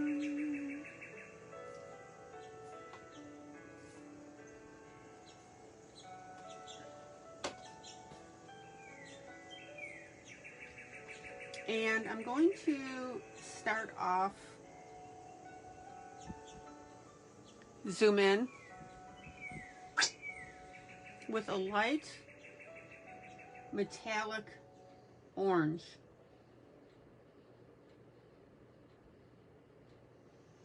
Now, if you don't have metallic, that's fine.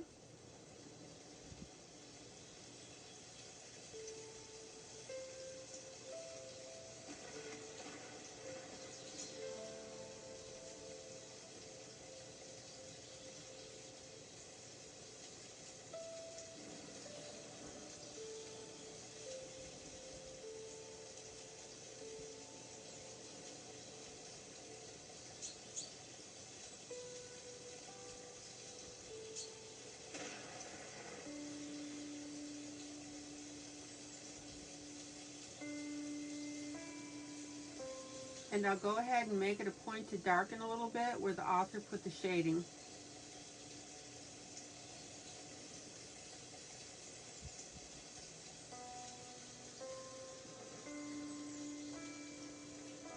So let's get his little tail done.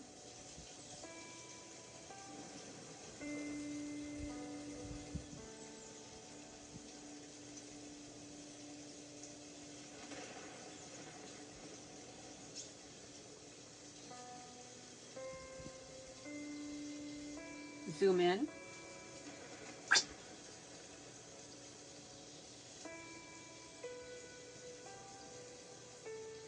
And again, don't worry about crumblies with your pencil. Sometimes they just do that. Keep on keeping on.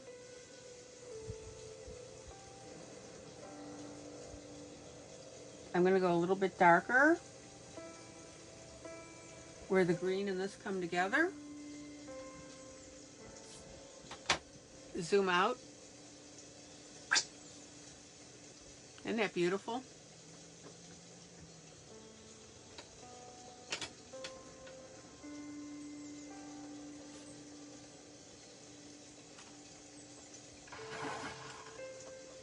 Now I'm going to go over, zoom in. I'm going to go over that metallic orange with a little bit of gray.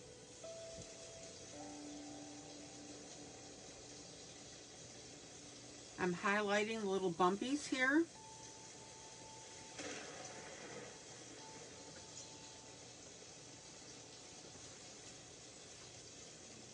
And the reason I'm using the gray very, very lightly. Notice how I am highlighting the little ridges here.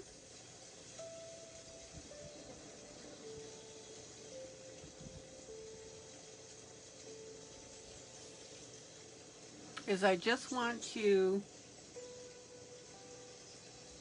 you know how a dragon looks, well, dragons that we've seen look fiery and grayish, and they can look that way. That's what I want to imply here.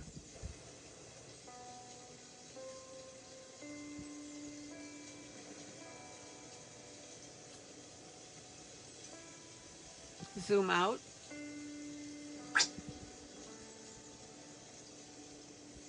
A little bit more here.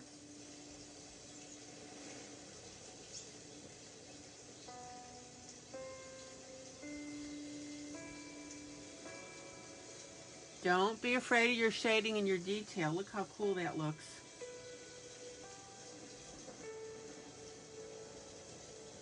And that's really popping out that chest area.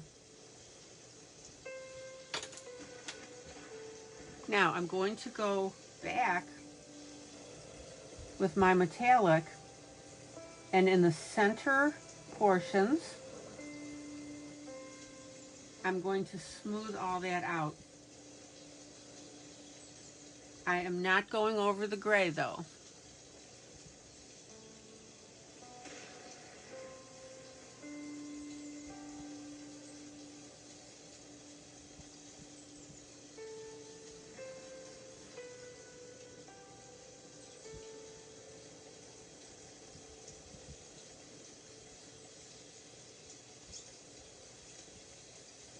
Please do not be afraid of layering your pencils. All I did was use the metallic orange, a little gray on top, and went back with the metallic again.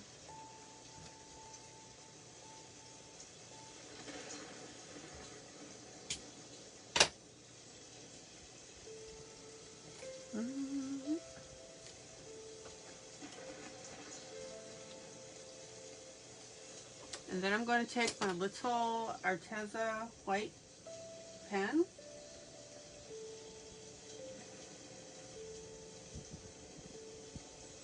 and just put a little white on there. Isn't that cool?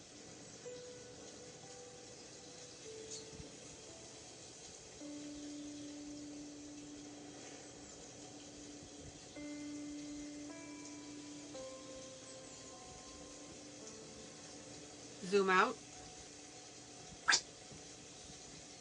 What do you think?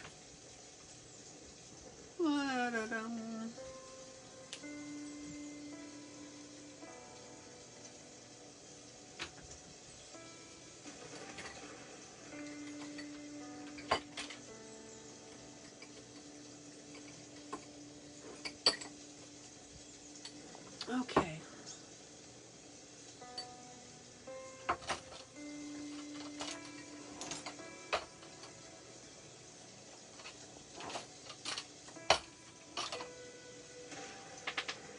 Now I'm going to back up on the eyes, her eyes for a minute.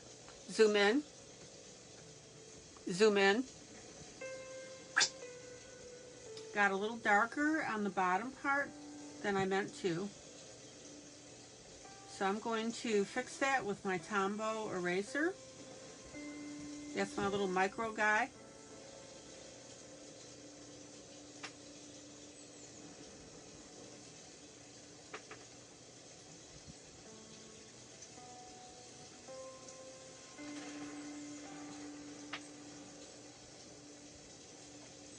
And give me a second, guys. I've got to refill it.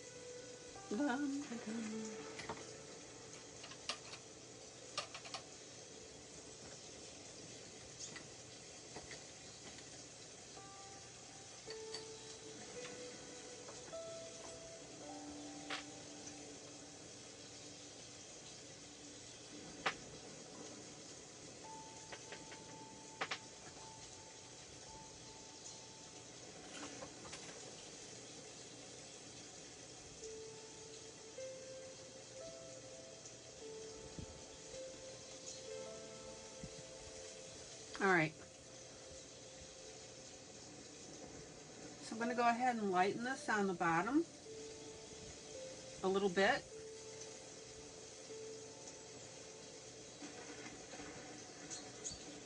With my eraser. Oh, much better. Anybody have any questions about that?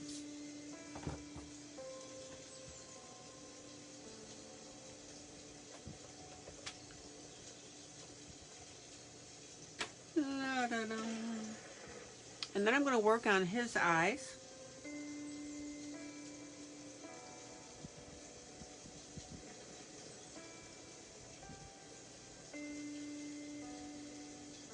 And I'm going to use a lighter green around them.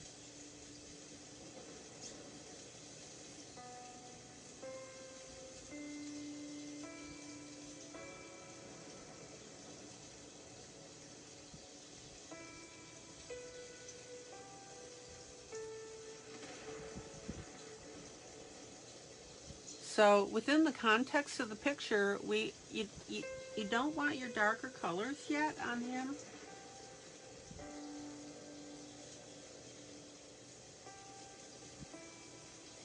Because he'll grow into that.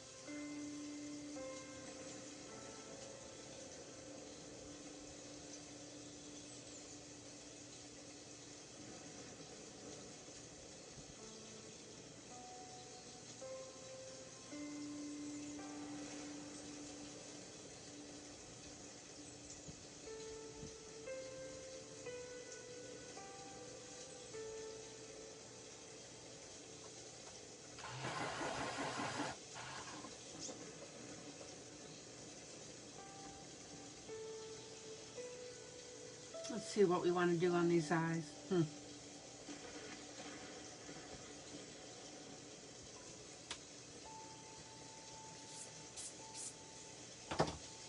I'm actually debating going with a red on those eyes.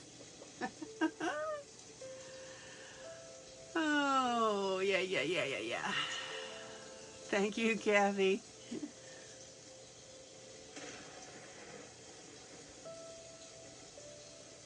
Yep, that's what I'm gonna do.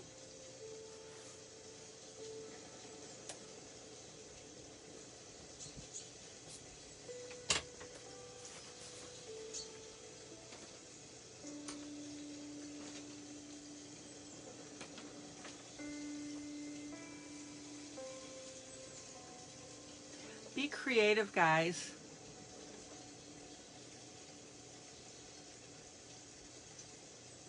With your pieces. You don't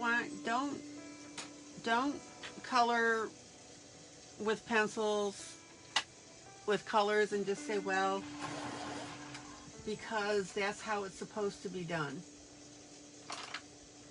Now, don't get weird. but be creative.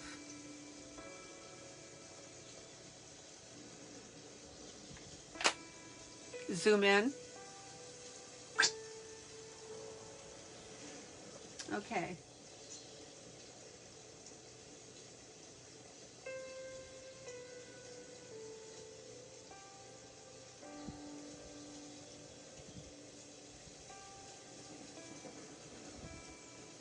So I'm going to go with my darker at the top, which is what we do.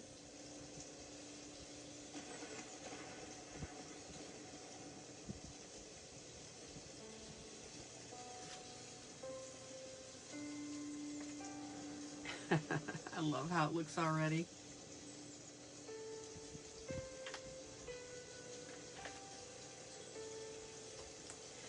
And then we'll go with a lighter color on the bottom.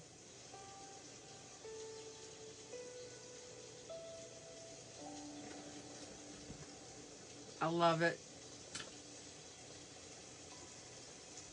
Isn't that neat?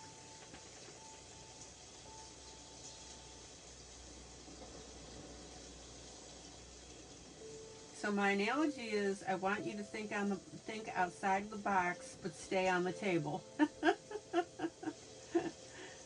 So I want you to consider things like putting red eyes on your little baby dragon.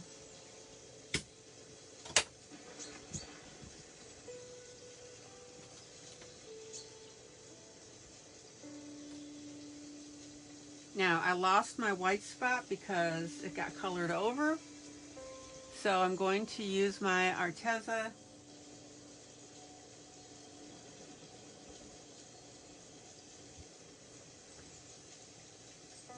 and pop that in there. Actually, I'm going to do that towards the bottom here. There we go.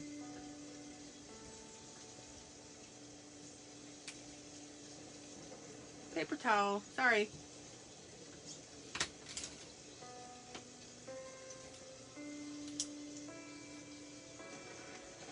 And my eye got a little smeared. So I'm going to go back in with my black pen and repair that line. 2 seconds. There we go.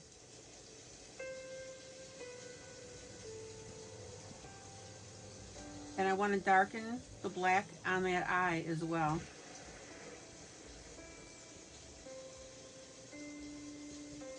Everybody see how I did that?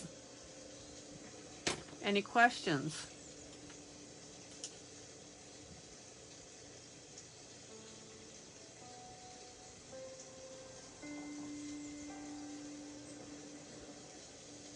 And Wanda should be coming in any moment.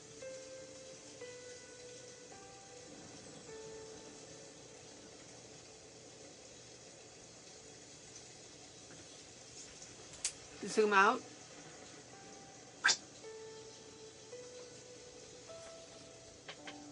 Love it.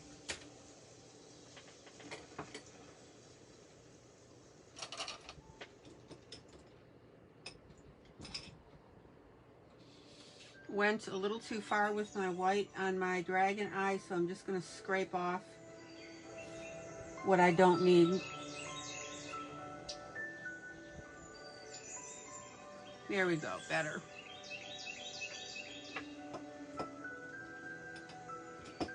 Zoom out.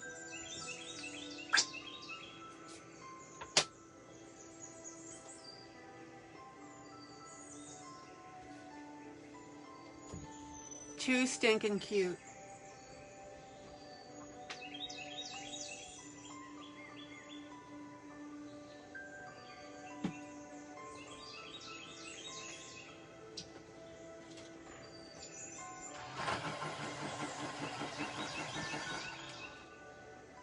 Zoom in.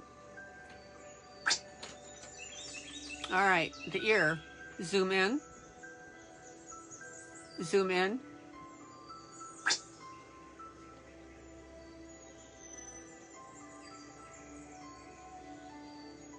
So I'm going to start with a little bit of green on the edge.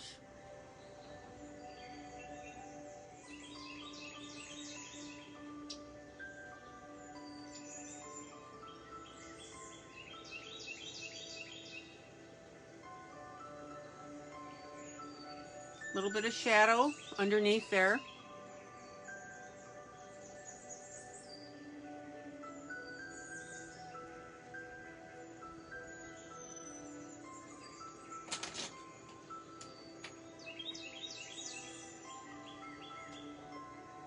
And then since we're talking about a baby dragon,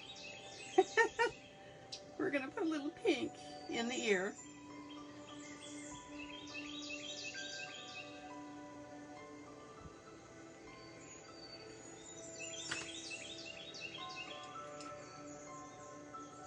And a little bit of blender pencil. We're gonna just smudge that line.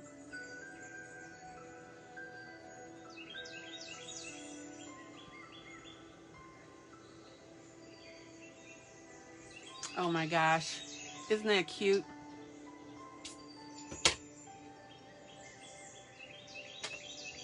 Okay, horns, darker green with my narrow tip, which is not coming out very well.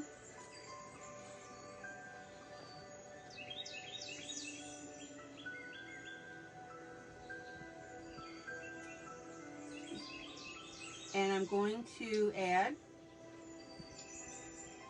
a little bit of the darker green on this. Everybody see that?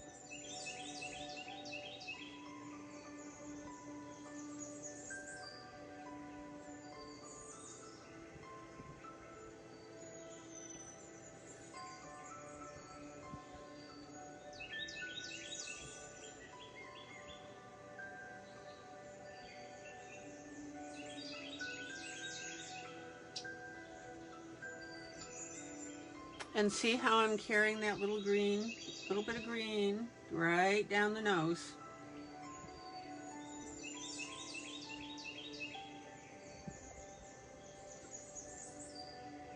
Guys, I want you to think of these details. And then I'm going to put a little bit of dark green right here.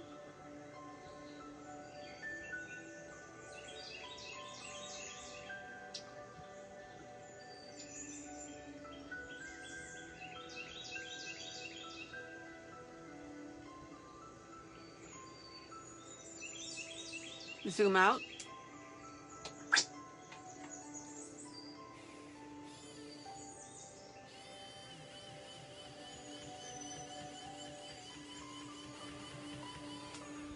Oh man, how cute.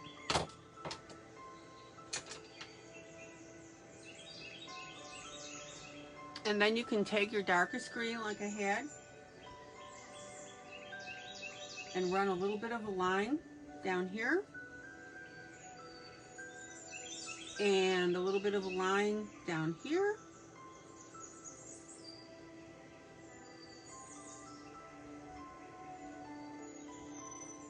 And see how I'm flicking my marker, okay?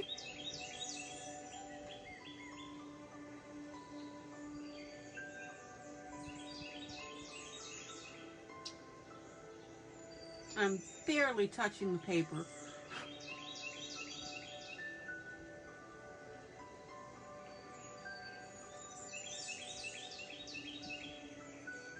Zoom out.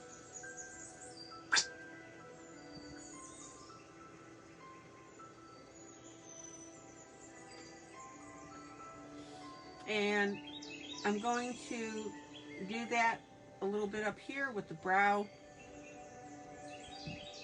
Zoom in. Zoom in.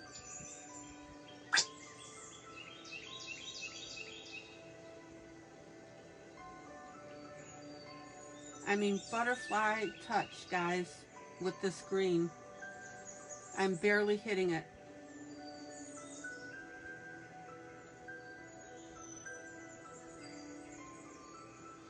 And if you accidentally make a blotch, blend it right away. Cover your tracks.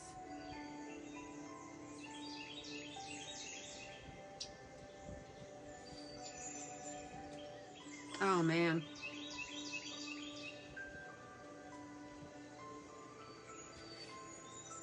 let's see. So we've got these little tips here. We'll darken that one in. And that one.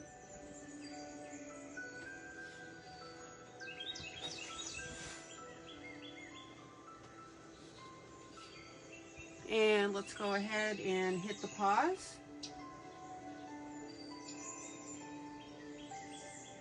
Again, I'm just swiping it with the marker.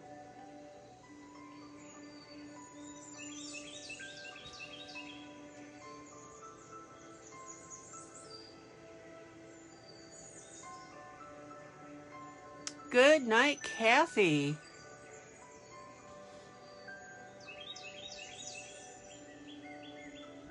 Take care, sweetie. So glad you could make it tonight.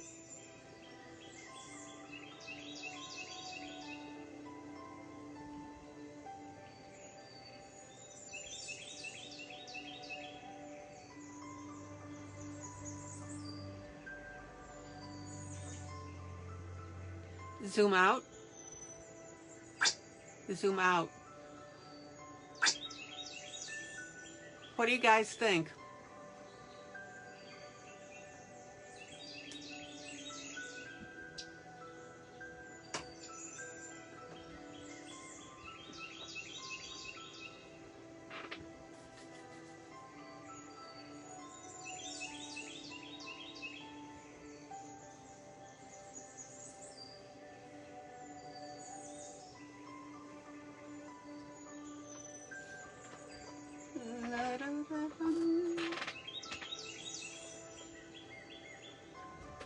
All right.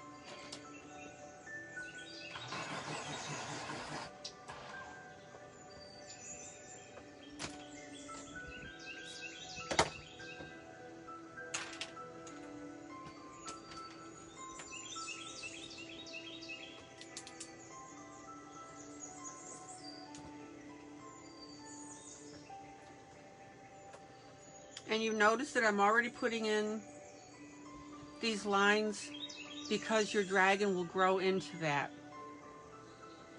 Zoom in. Zoom in. Okay, so our horns.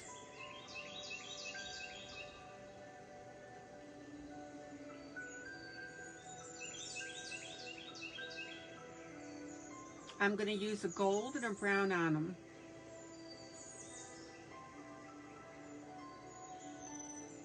Now remember, think baby, undeveloped. So they're nice and clean, clean and pristine. No blood on them from killing princesses. Oh my.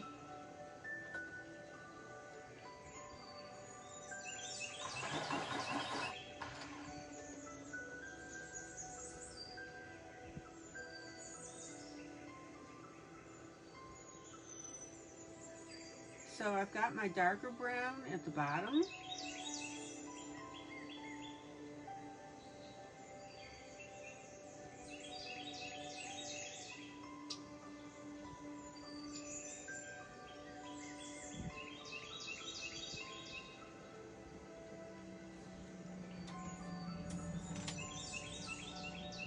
Goodbye, Kathy. Goodbye, Kathy. Goodbye, Kathy. So glad you could make it tonight. Yes, I will be safe. Thank you.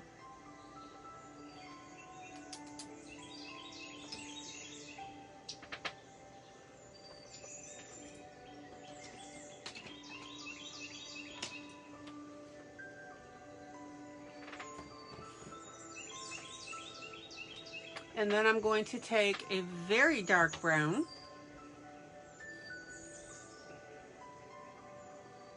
and come in on the bottom with that yet.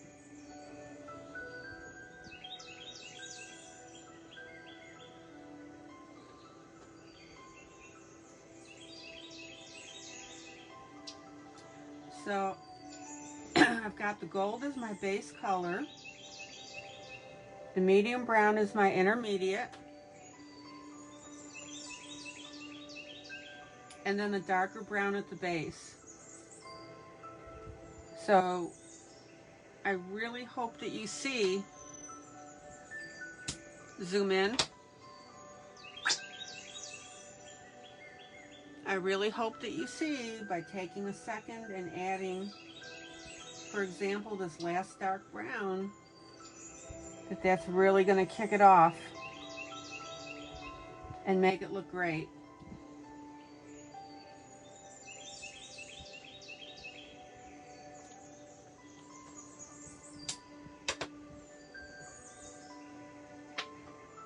Everybody see how those three colors are laying there?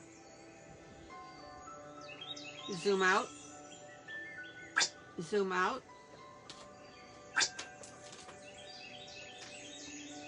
All right.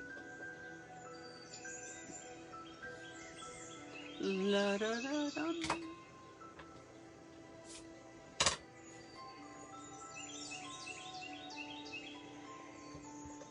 So let me start to lay the foundation for the hair.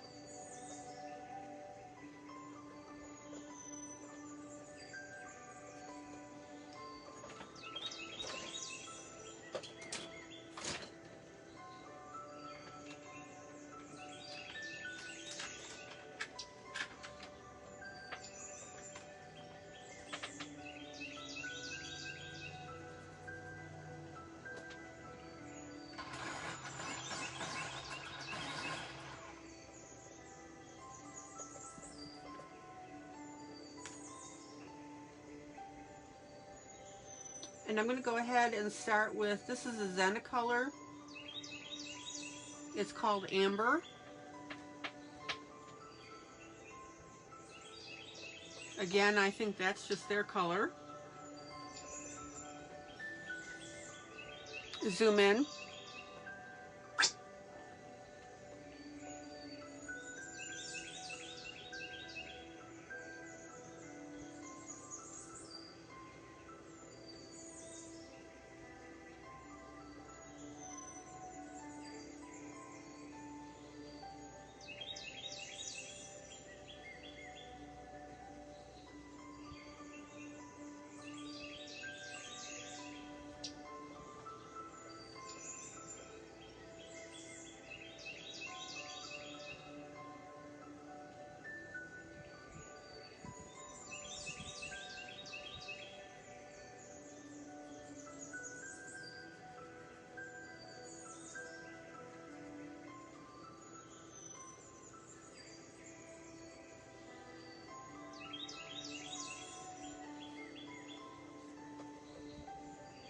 So here's my base color.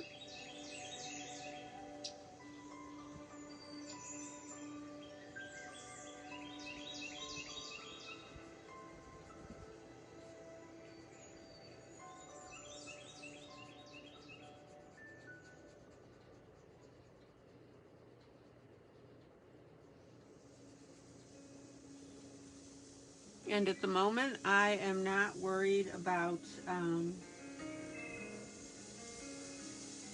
light and dark. I just want to get my basic color in there.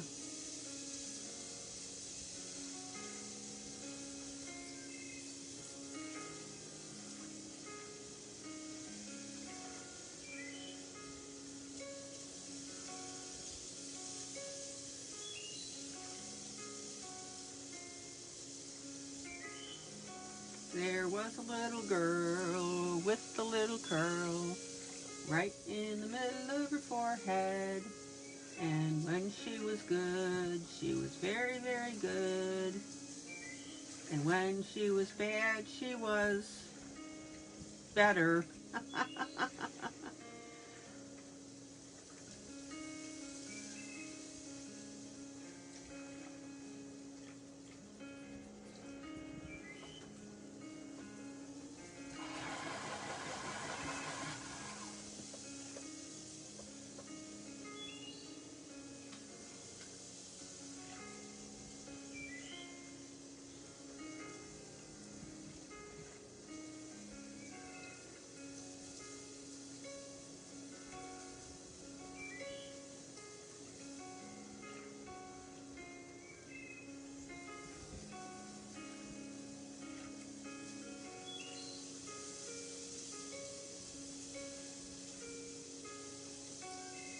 Now, I can go one of three ways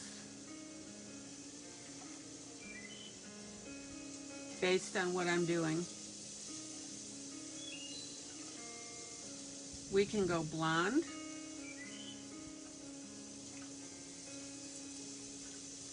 We can go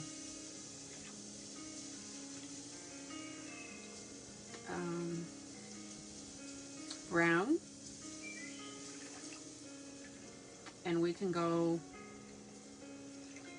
as a redhead.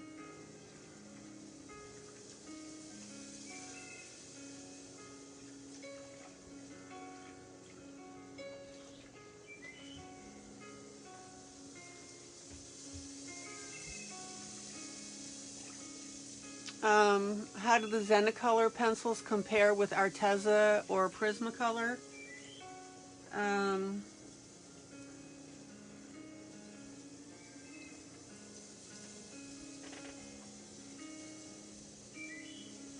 I'm fine with them.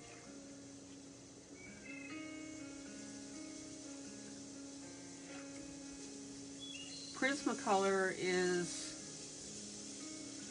probably your richer color.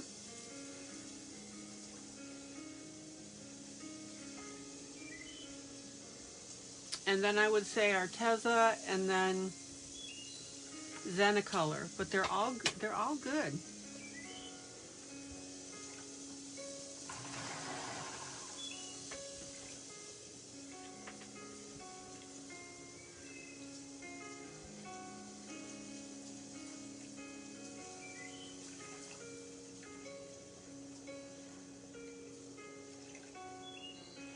Are you thinking of picking up more pencils, or what are you thinking about doing?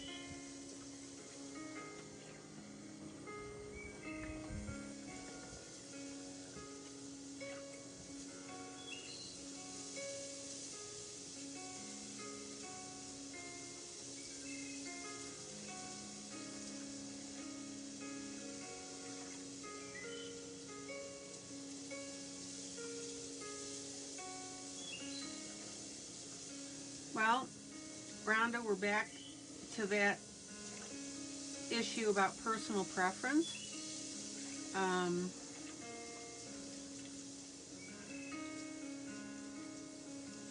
Honestly, I make all my pencils work for me.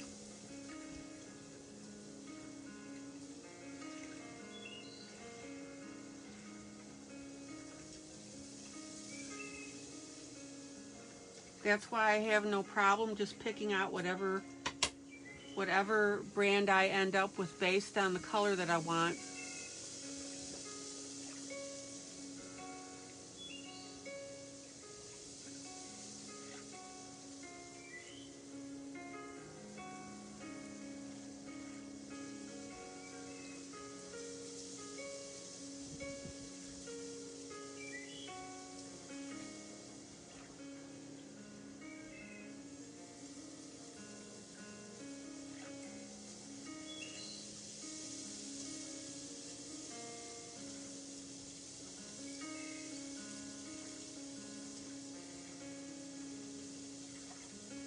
The best thing that I can recommend, Rhonda,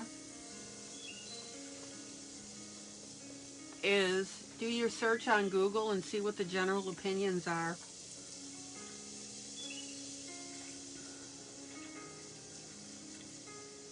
And the thing is, when I say you can make anything work, I'm not forcing anything with any of my pencils. I just naturally adapt to how they feel in my hand when I'm coloring. Does that make sense?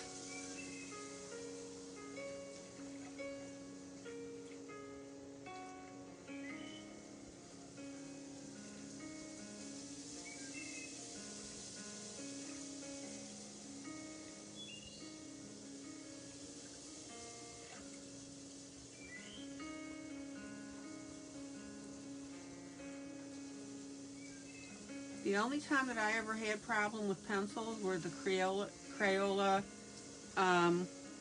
Colors of the World, and they're very waxy. So, and Maddie didn't like hers either. She ended up giving them away to her grandkids. And what I do with mine is I use them, if I've got browns or something on a page, I'll use them for blending.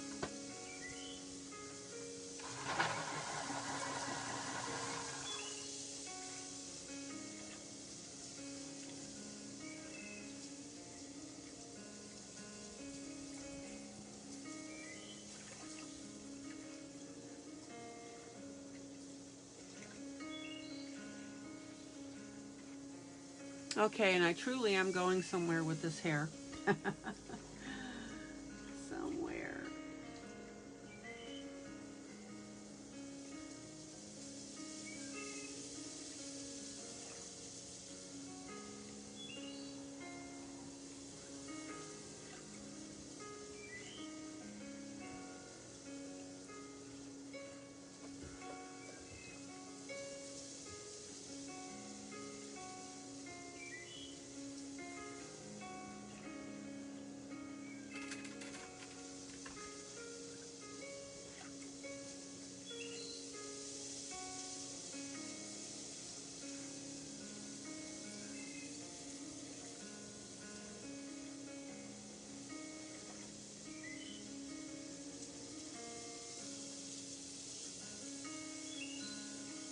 Okay, so Rhonda, let's see. I so far like Prismacolor and Brute Fun are the best.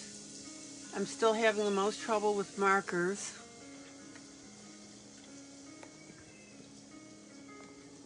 They hardly ever work well for me.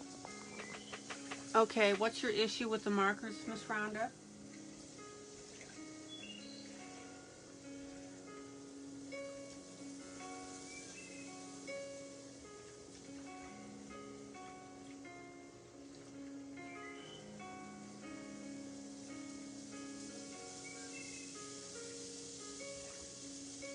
Are you talking about the water-based markers?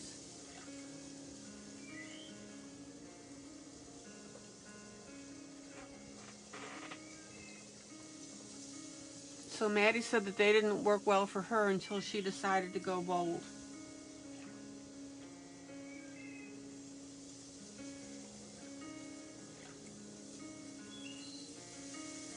Rhonda, what isn't working for you on the markers?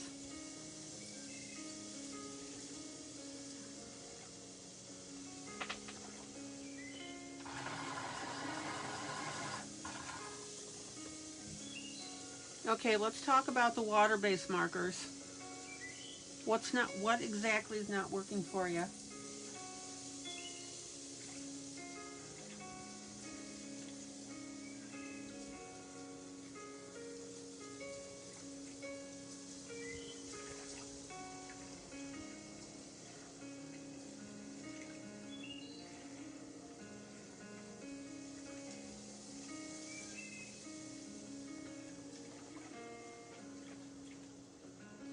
The green you used tonight is standing out like a sore thumb. Okay.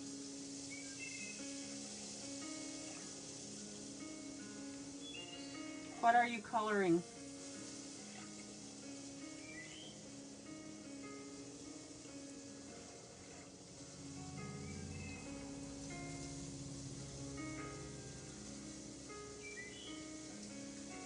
What's the project that you're coloring?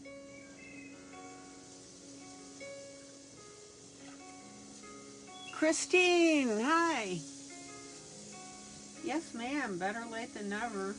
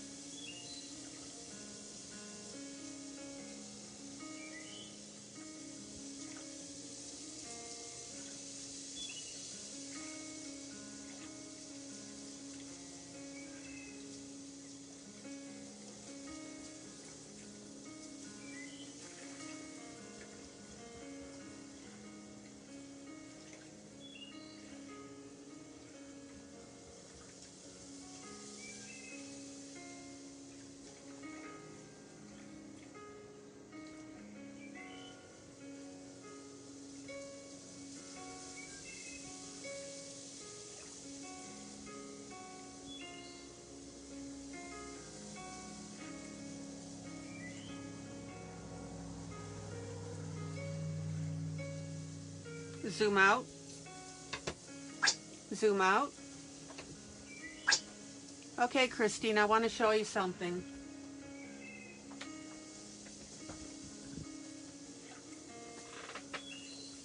Christine, this is how far we got on our picnic table.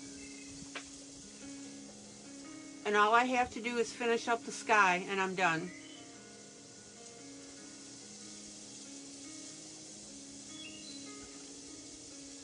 So I just wanted to show you that real quick.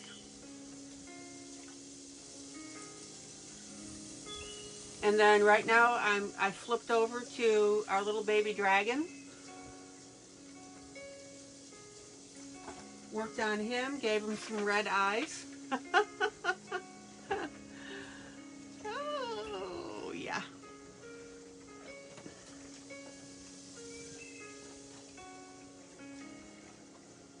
Is what with markers, Christine?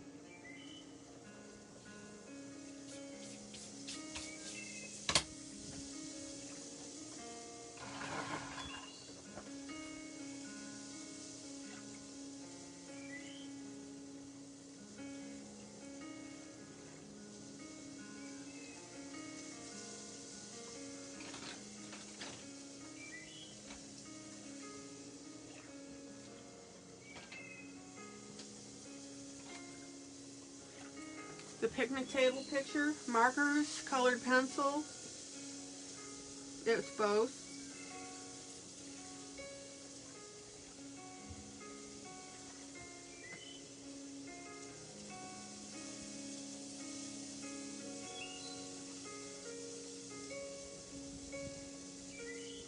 Okay, let me look up a brown color here.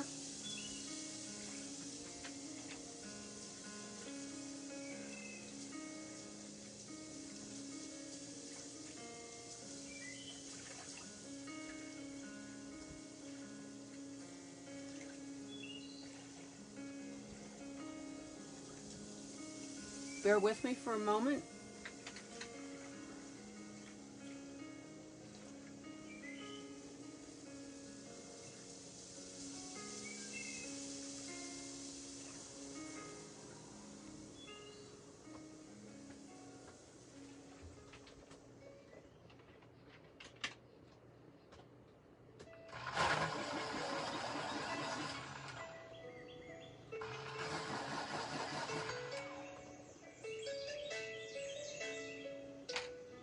Zoom in. Okay, my base color is the gold. And like I said, from here I could go blonde.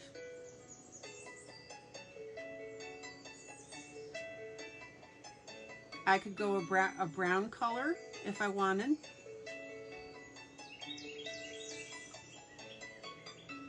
And I can go a redhead.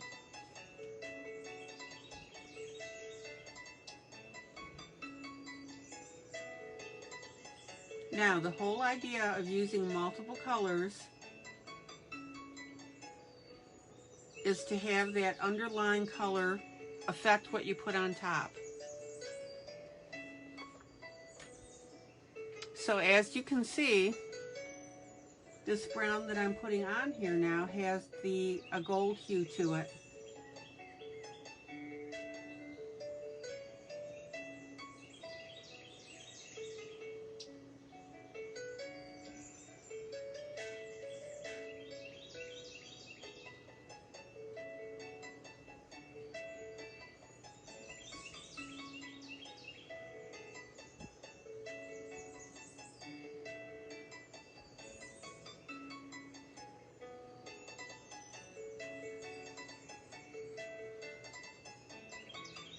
Notice that I'm coloring in the direction of the hair.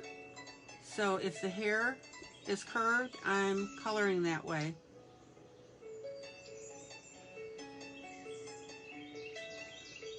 Take your time.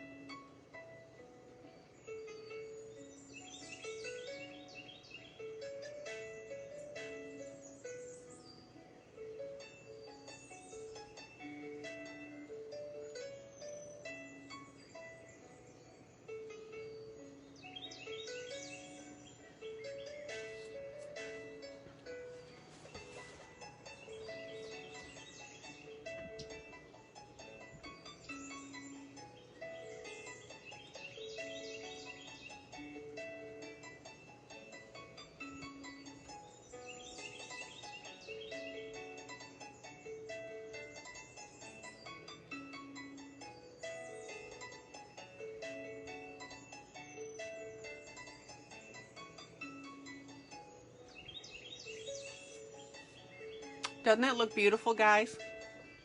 So far? Whoop.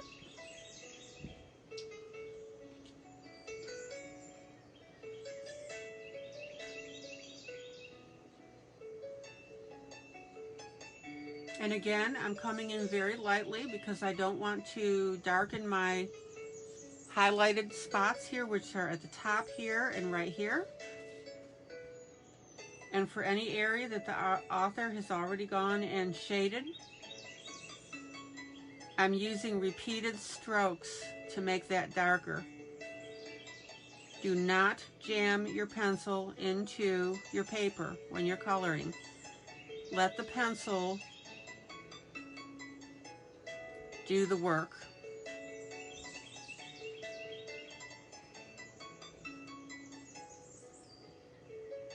So on a scale from 1 to 5, I'm probably using a pressure of maybe 4. I'm sorry, 1 to 10, excuse me.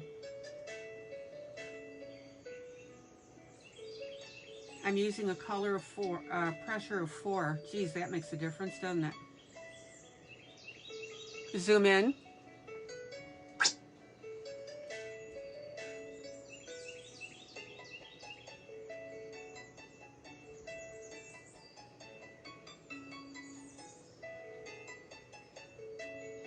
And I want you to notice that because you are using repeated strokes to create the different shades, that really allows you to play with these lighter areas because I went over very lightly. And now I'm coming back and coloring in a little bit more, which gives me a little darker. And then I've got my darkest spot right here. Please tell me that you guys, you see what I'm saying here is how many shades of color you can get when you're doing it this way. That's why I keep telling you, don't jam your paper, your pencil into the paper. Because if you do that and you force the pencil, you lose all opportunity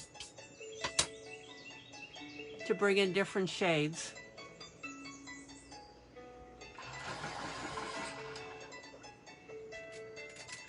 Any questions at all about that?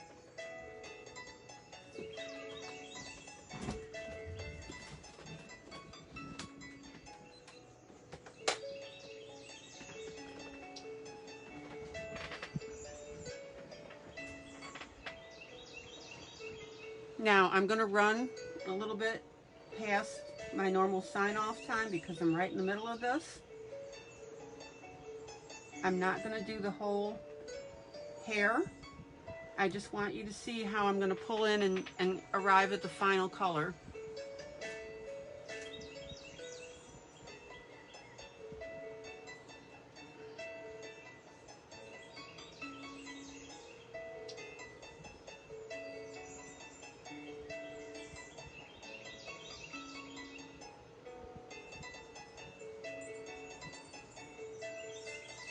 Very, very lightly.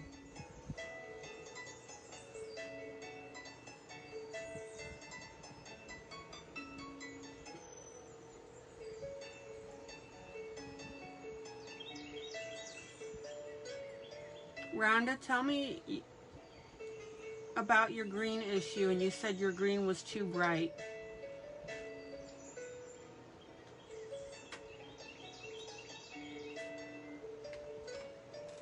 All you have to do with that is mute the color down with pencil over the top of it. You know how I showed you that before? Showed you guys that?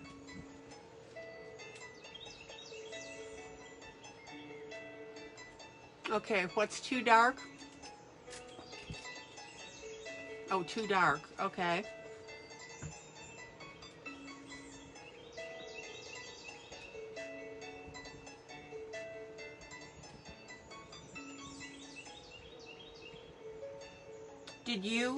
Did you test your color out on paper next to what you were coloring before you put it on?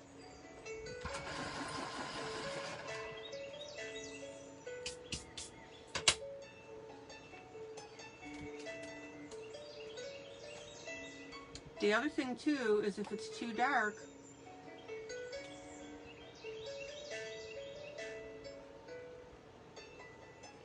you can experiment with your white pencil and see if you can back it off that way.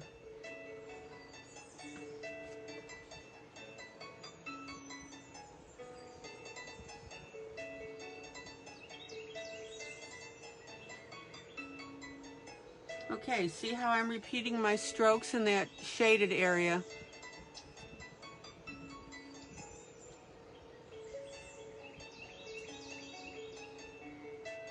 Okay, you looked at the swatch paper? What do you mean by that, sweetie?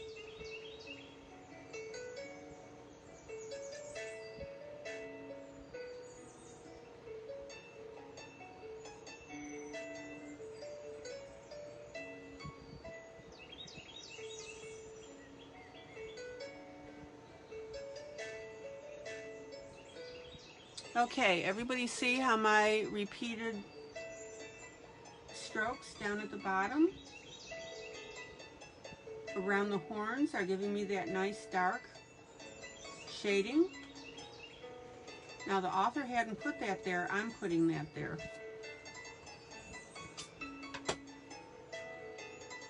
Zoom out.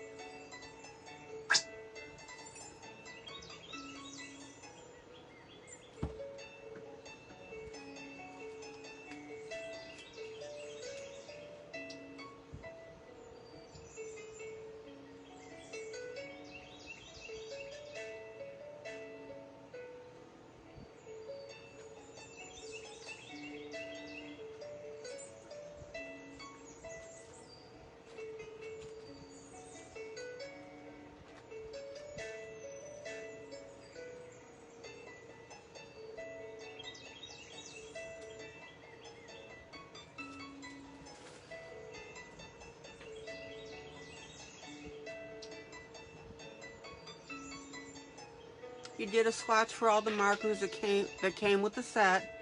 The paper is definitely different than the coloring book. Okay.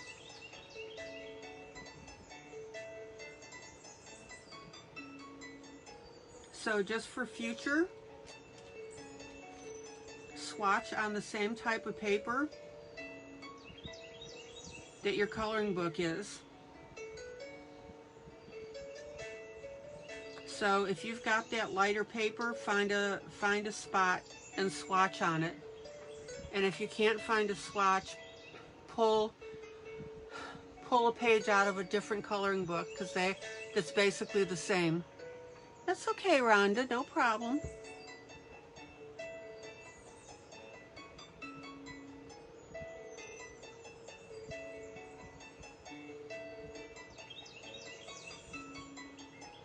Don't kick yourself. Correct it.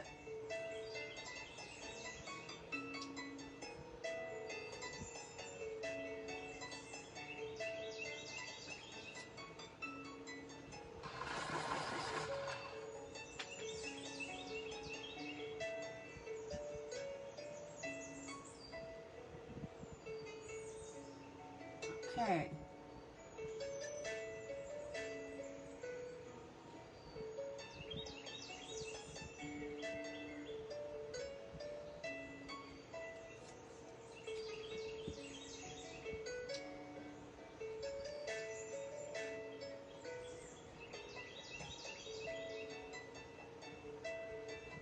Remember, guys, repeated strokes over the areas that you want to darken in.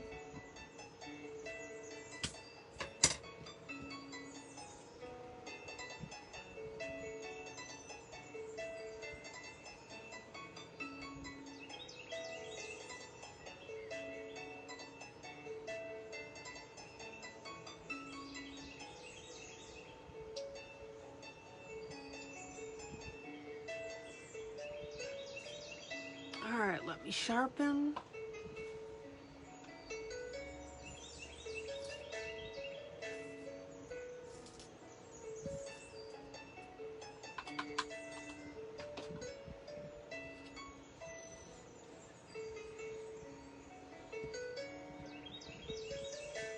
Oh man, lost my point completely. Hold on.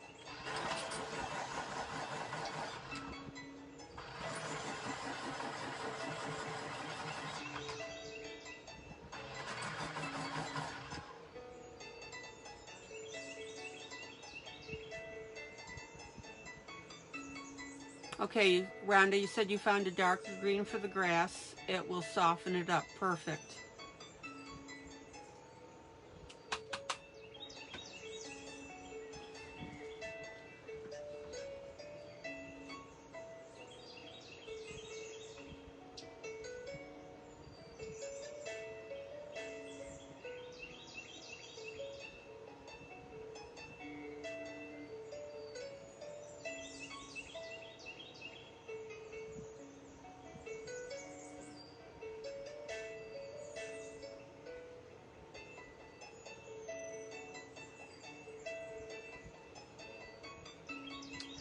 So if you haven't figured it out by now, remember when I said you can take your hair blonde, brown, or red. So obviously I'm not taking a blonde, right?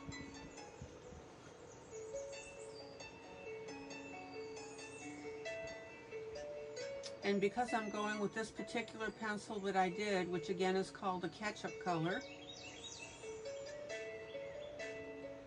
which I'm putting over my gold, my yellowish gold.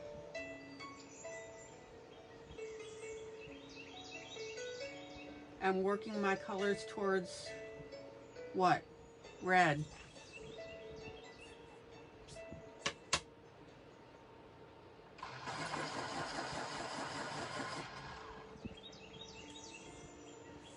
And like I said, guys, I'm really not in any hurry tonight.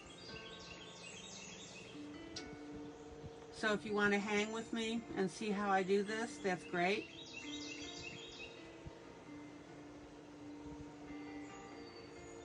Okay, dark area right there, so I'm going to go ahead and repeatedly color over it.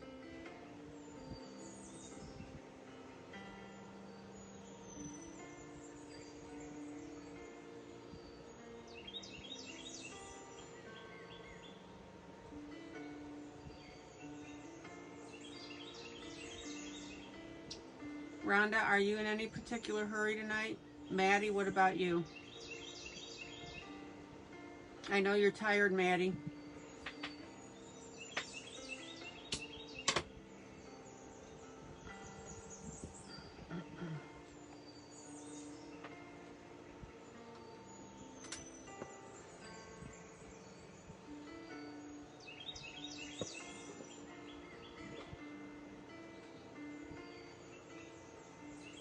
Okay, Rhonda.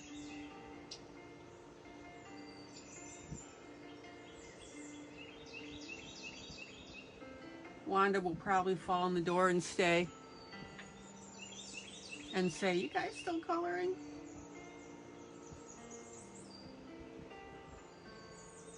Maddie says, big day, big last 2 days. Okay.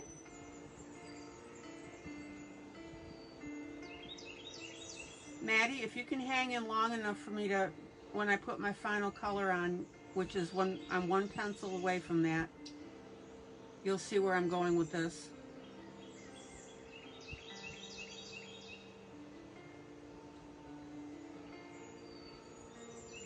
Notice how I'm following the curl.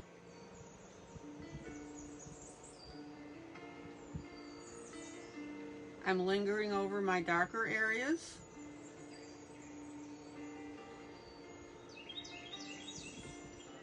I'm frequently turning my pencil.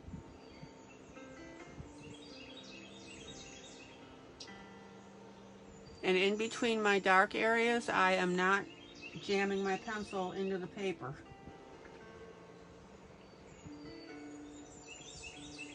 I'm just putting a coating on this. And that allows the tints and the highlights that the artist put in to shine through. See this area right here? Zoom in. So I've got a little dark spot right here. So I'm going to go back over that.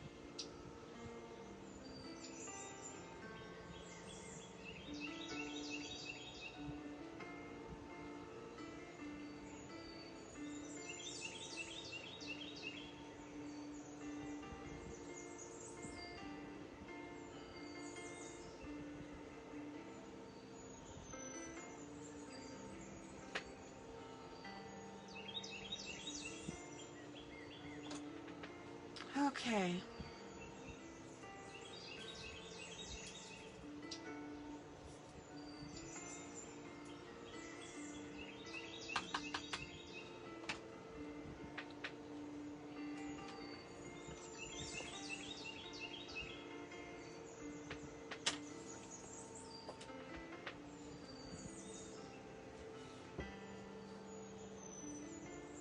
Anybody have any question about coloring hair?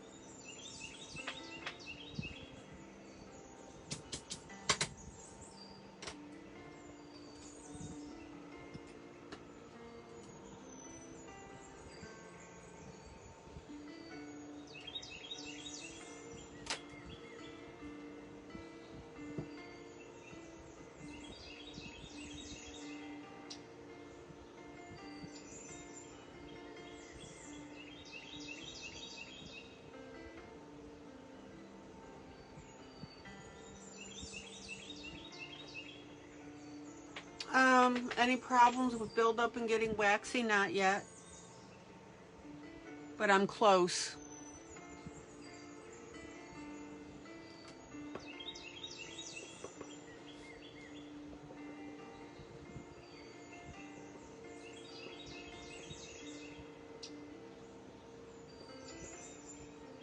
I'll be good for one more layer, and that's it. Good question, Rhonda.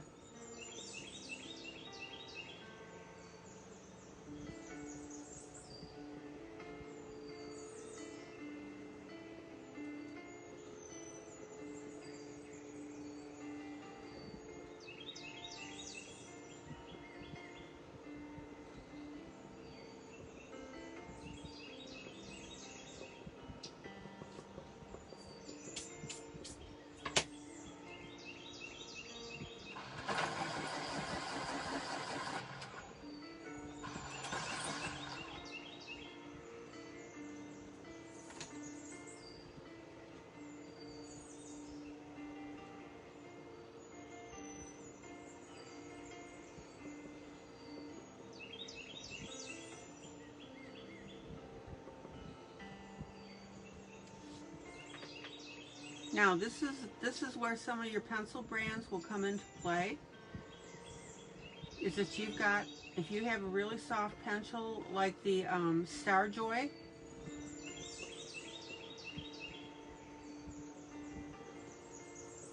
that could be problematic as far as buildup.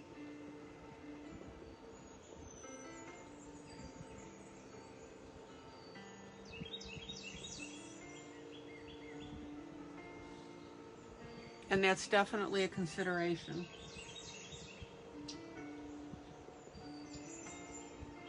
I'm almost there, Maddie. Hang tight.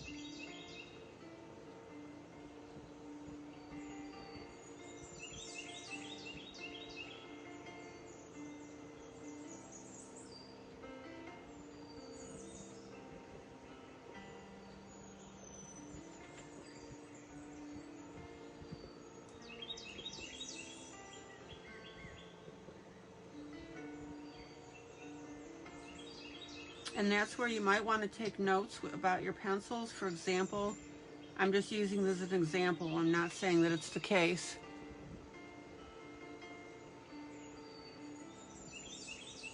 The little piggy picture paper is so thin I feel like it could disintegrate if I use watercolors or markers.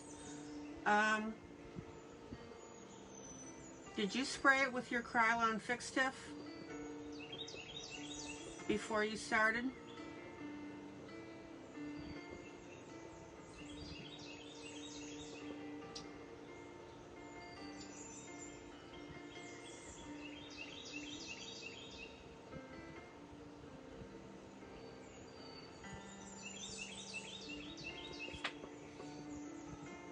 Okay. That'll help keep you out of trouble.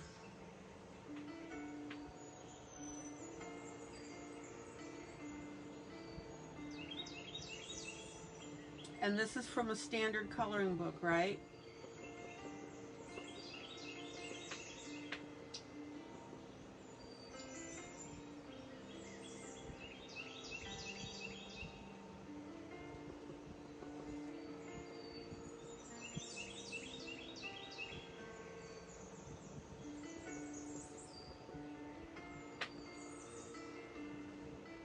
Okay, Rhonda, what I want you to do is to spray another piece of paper that's similar to what you're working on, which I'm assuming is the standard copy, you know, copy type paper.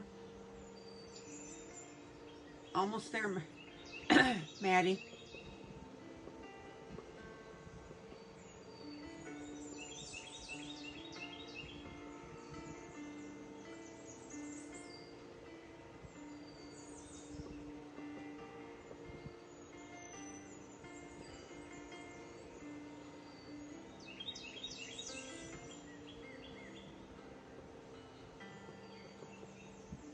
And then try your watercolor and your markers on it.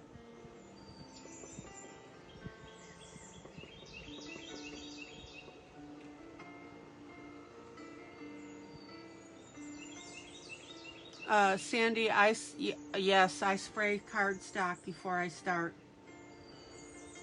Yes, ma'am.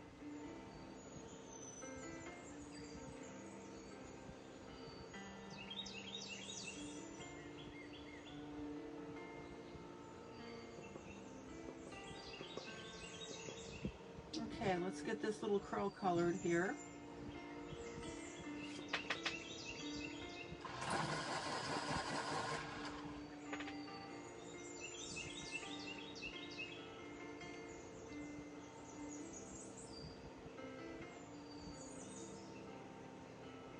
The Krylon fixative keeps the paper from tearing apart, basically, when you're trying to color on it. And it's especially helpful for when you're using markers, because if you use markers on paper that hasn't been sprayed, it tends to soak right in. Okay, zoom out. Zoom out.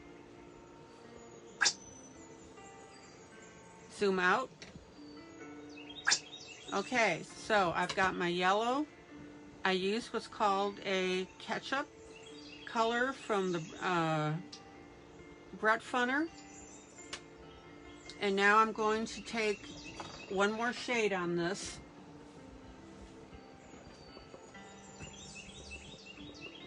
That's correct, it helps with blending as well.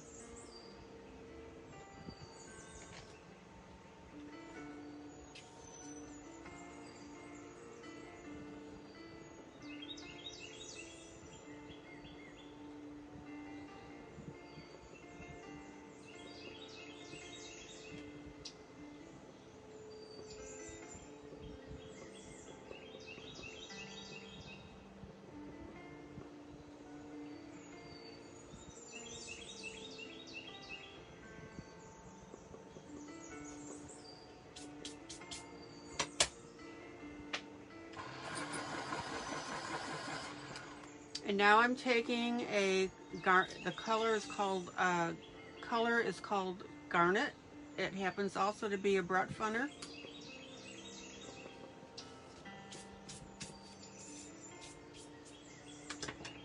Zoom in. Zoom in. I want to show you this color.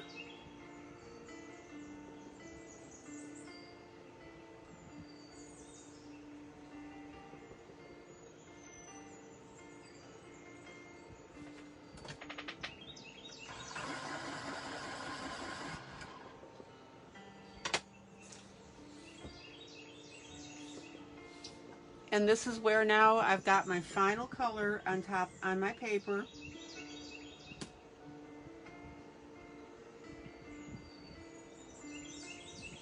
And you can see now how it's taking it into a subtle red.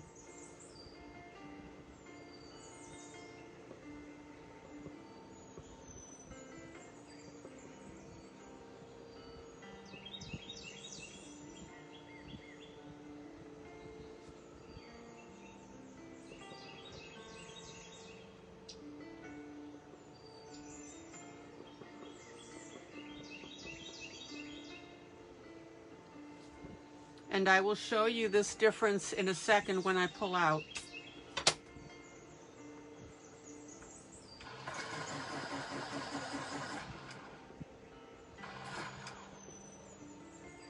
Now, after you put your initial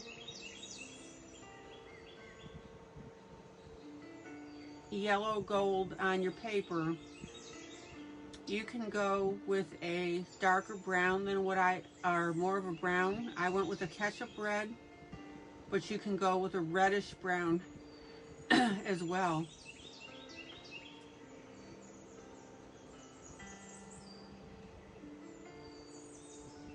Either or.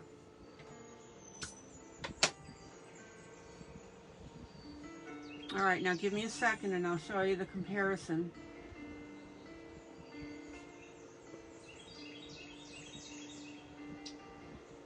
I am not jamming my pencil into the paper. I am not forcing the color. I'm letting it run its natural course.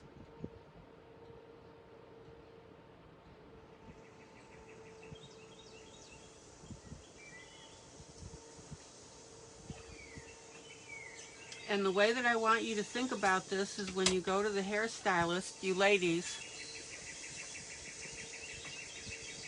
your colorist is not slapping one color on there. They're using different hues and different values if they're a good colorist.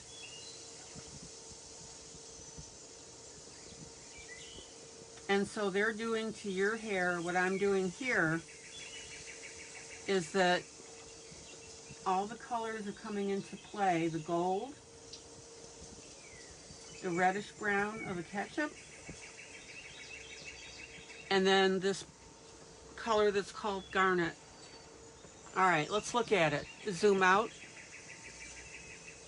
Zoom out. Voila, everybody see the difference between here and here?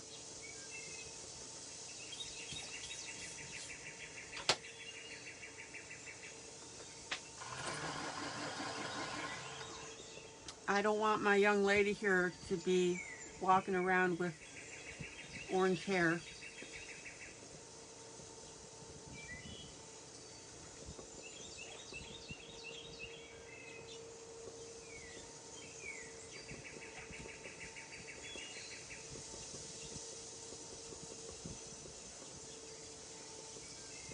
And the other thing that you want to watch is your wax buildup, as Rhonda mentioned.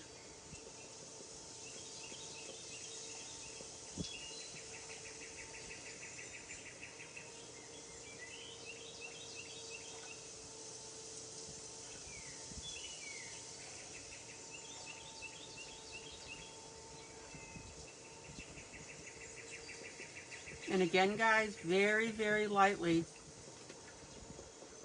Let the pencil and the paper do the work for you, okay?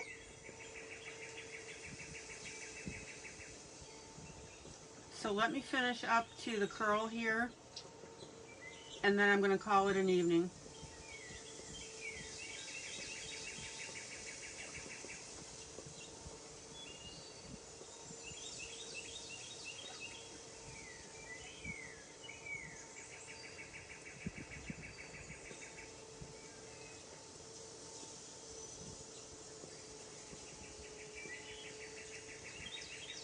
So again, gold-ish colors.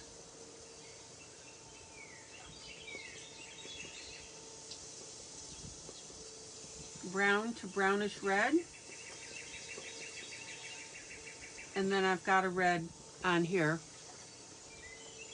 Anybody have any questions or comments about what I did?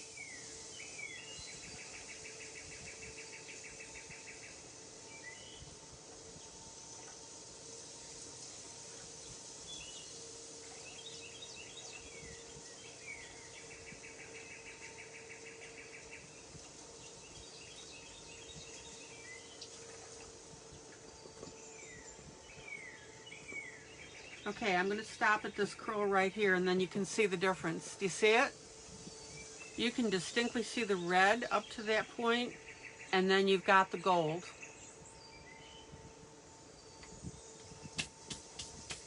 And I'm happy with that color. I would walk out of a beauty salon in it.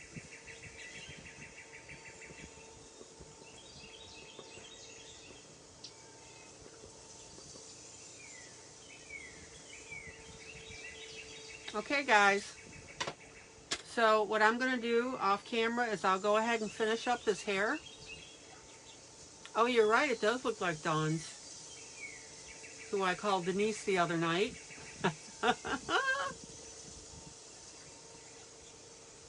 Rhonda says her dog is pacing, waiting for you to stop. My alarm dinged. All right, guys, I'm out of here. Love ya. I hope you like what you're seeing. Zoom out. Zoom out. Zoom out. I hope you had lots of fun looking at this and seeing how this is all coming together. Okay, guys. You take care. And as soon as I say these words, my dog is going to come up and start begging for snacks because she listens to what I say. Love you guys. Take care. This is ILene Vick for Teaching Adult Coloring with ILene Vick. Guys, joyous, joyous coloring. There you go, Maddie. Be kind to each other, please. You guys are a great group, and we have a lot of fun. And I will see you tomorrow night, same time, same place. Take care, guys. Bye.